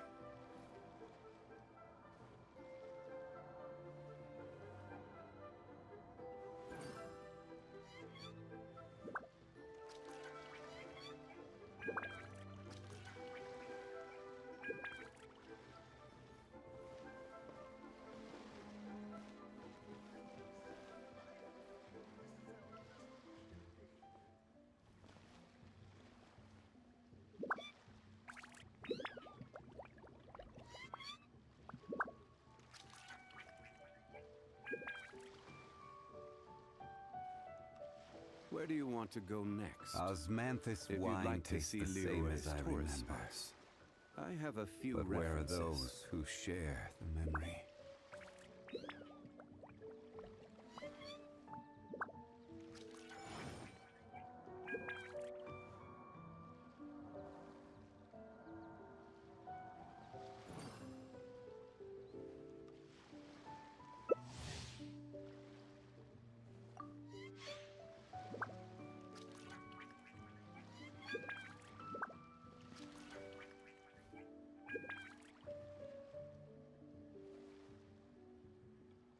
Every journey has its final day.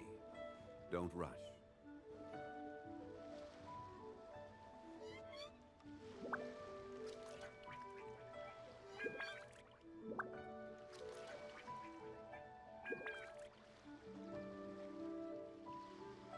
Osmanthus wine tastes the same as I remember. But where are those who share the memory?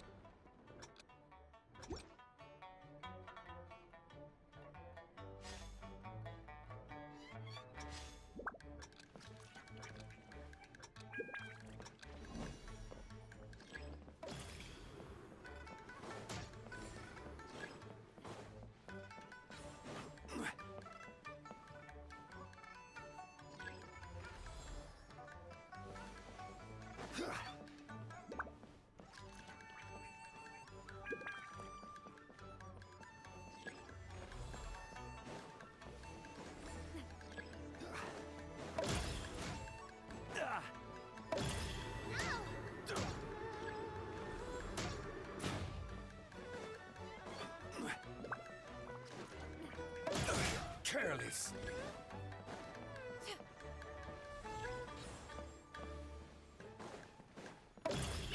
Inconsequential.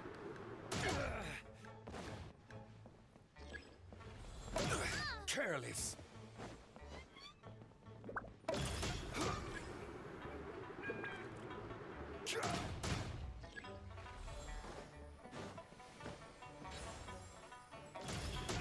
Careless!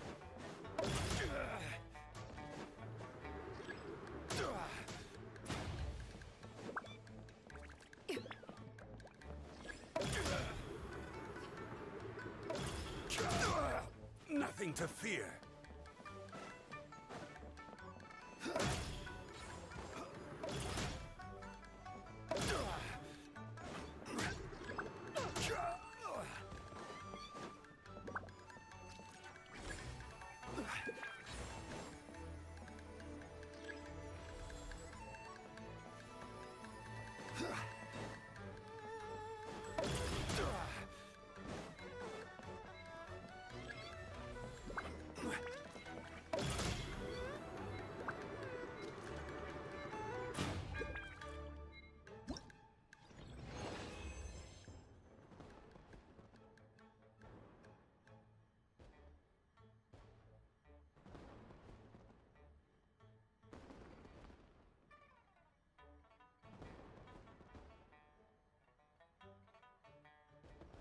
Every journey has its final day.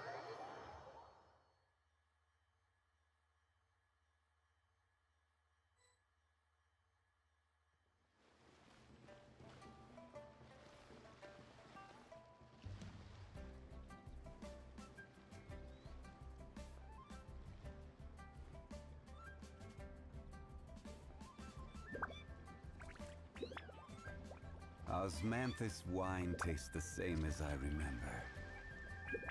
But where are those who share the memory?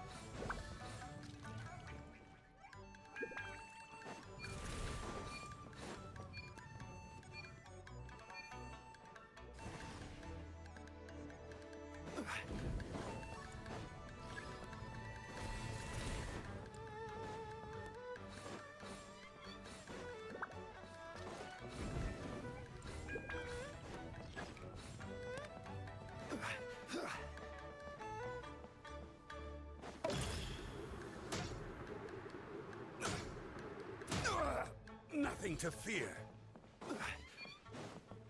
Take it easy.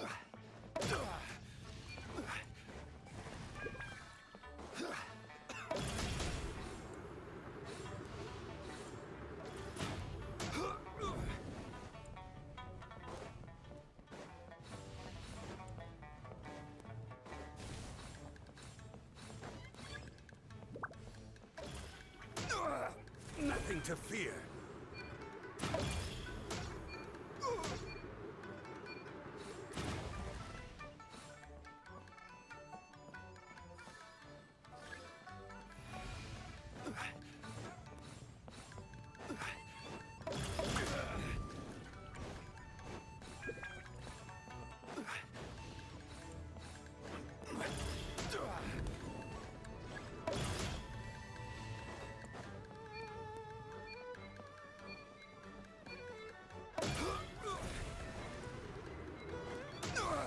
Nothing to fear.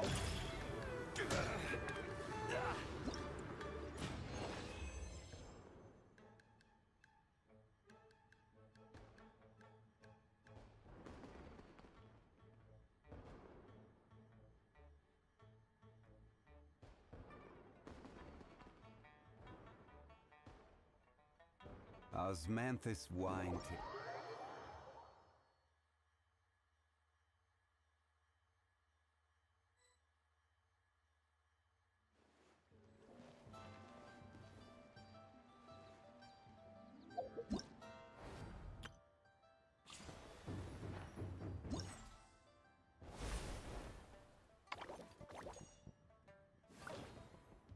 Osmanthus wine tastes the same as I remember. But where are those who share?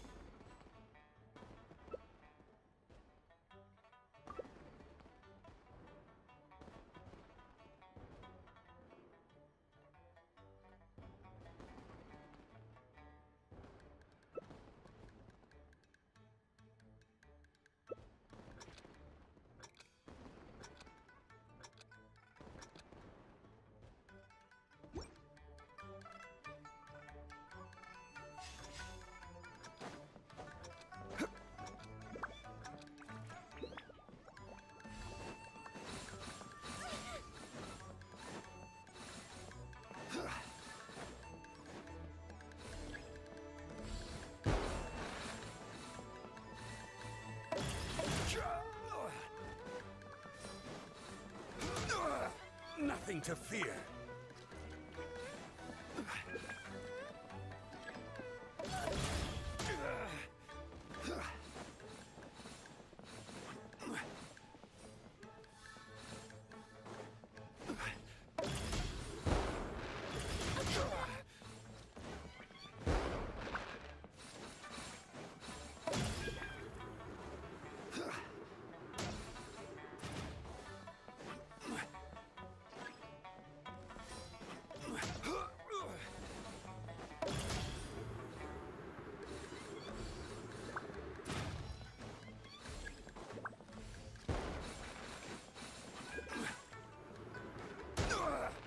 Nothing to fear.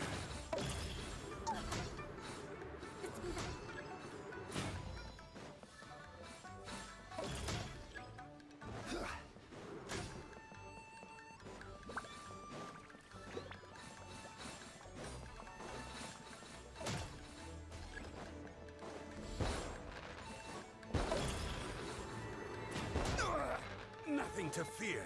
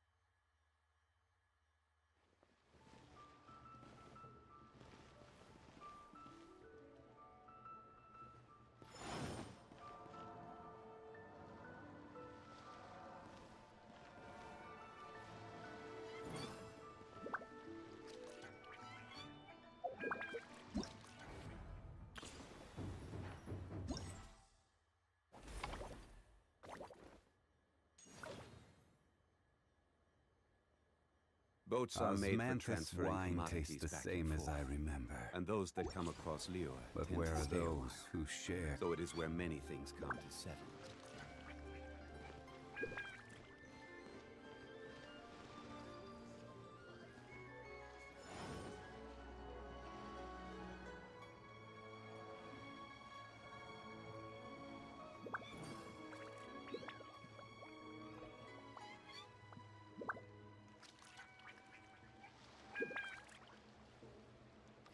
Every journey has its final day.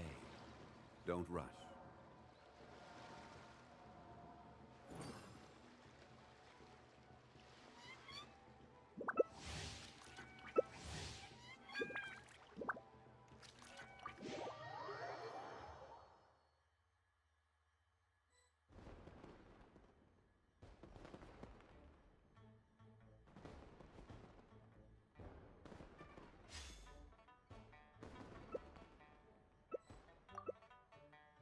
Osmanthus wine tastes the same as I remember. But where are those who share the memory?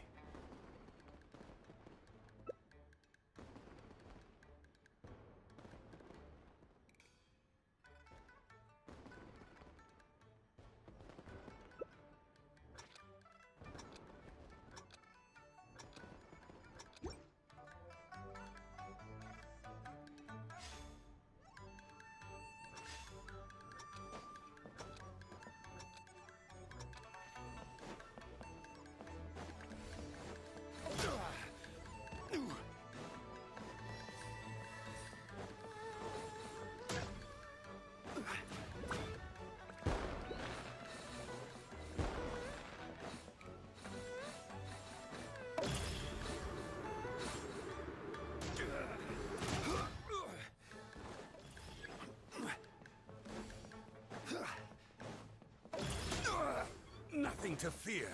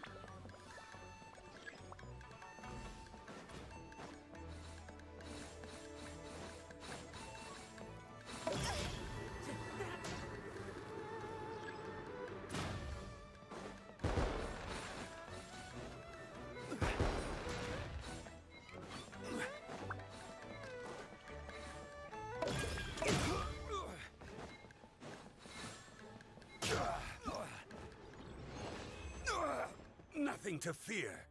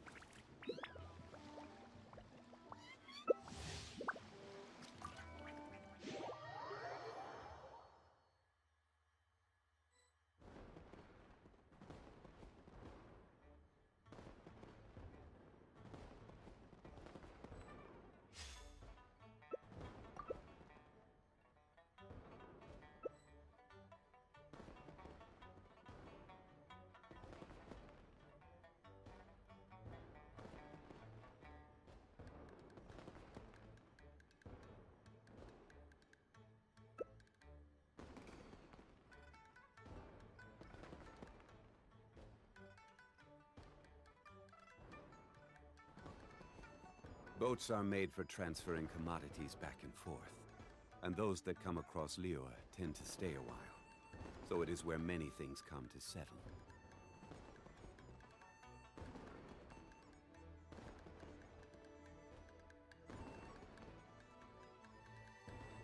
Osmanthus wine tastes the same as I remember.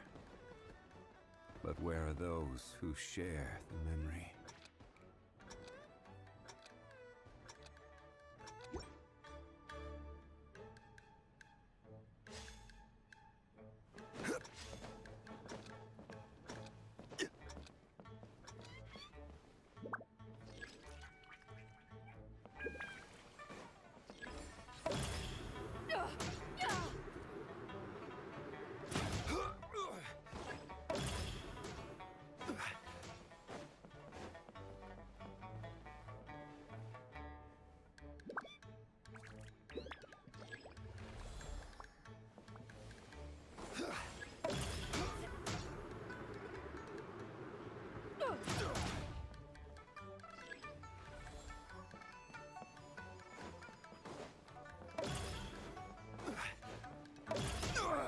Nothing to fear.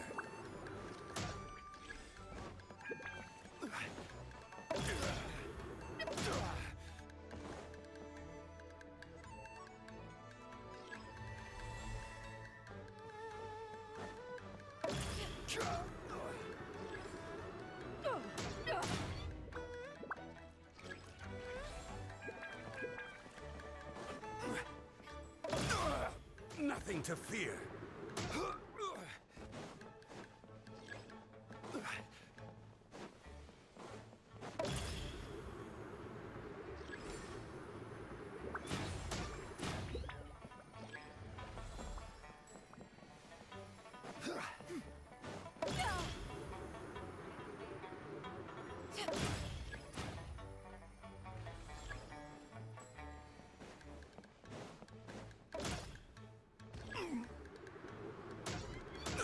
Careless.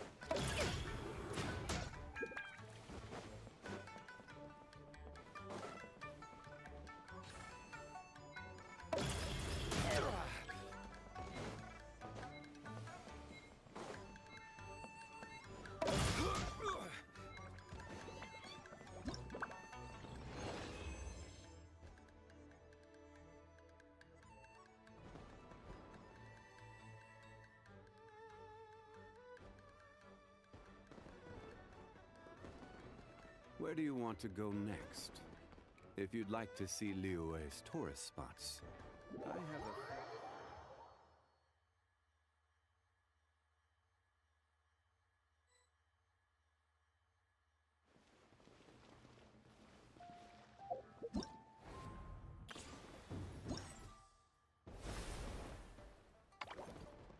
Osmanthus wine tastes the same as I remember.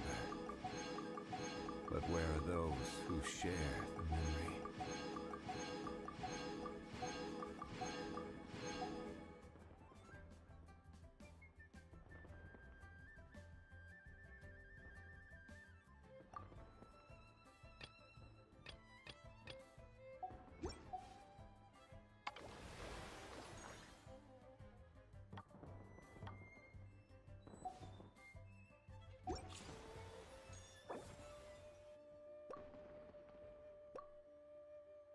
Every journey has its final day.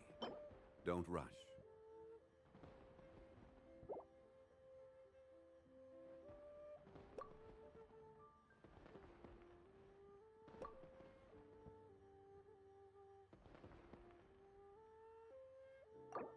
Osmanthus wine tastes the same as I remember. Hey, boss. The name's Gaming. I'm a guard from the communications.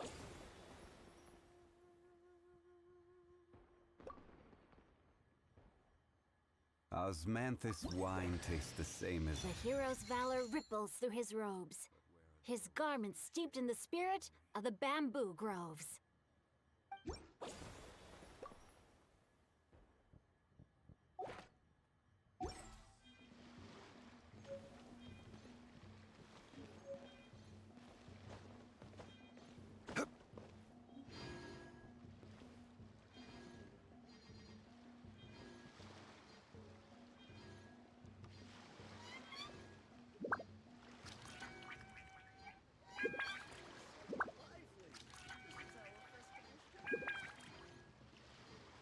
Boats are made for transferring commodities back and forth, and those that come across Liyue tend to stay a while. So it is where many things come to settle.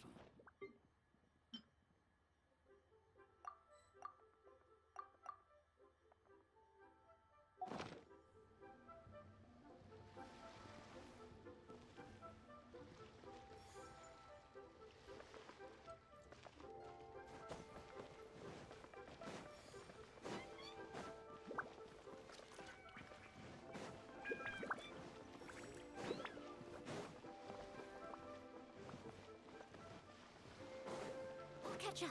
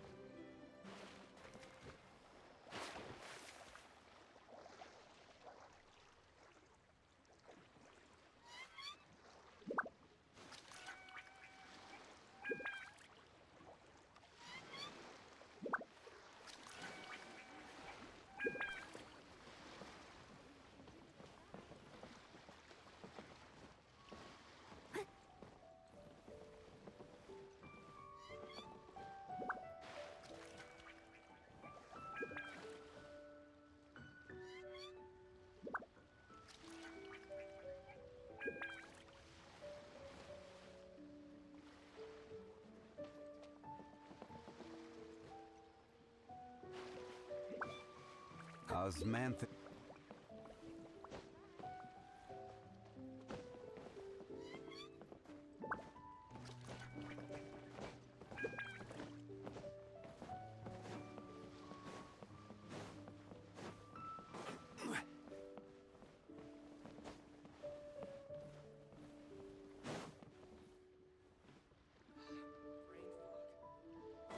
Completely blank.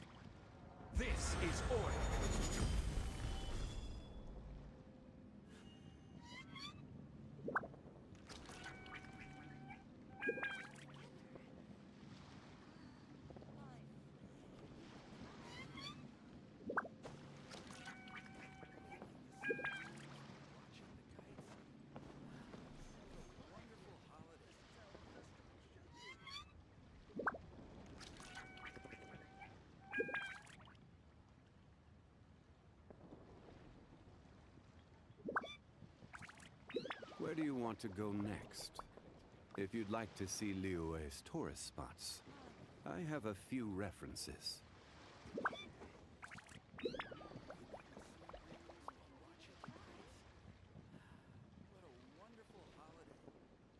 Osmanthus wine tastes the same as I remember. But where are those who share the memory?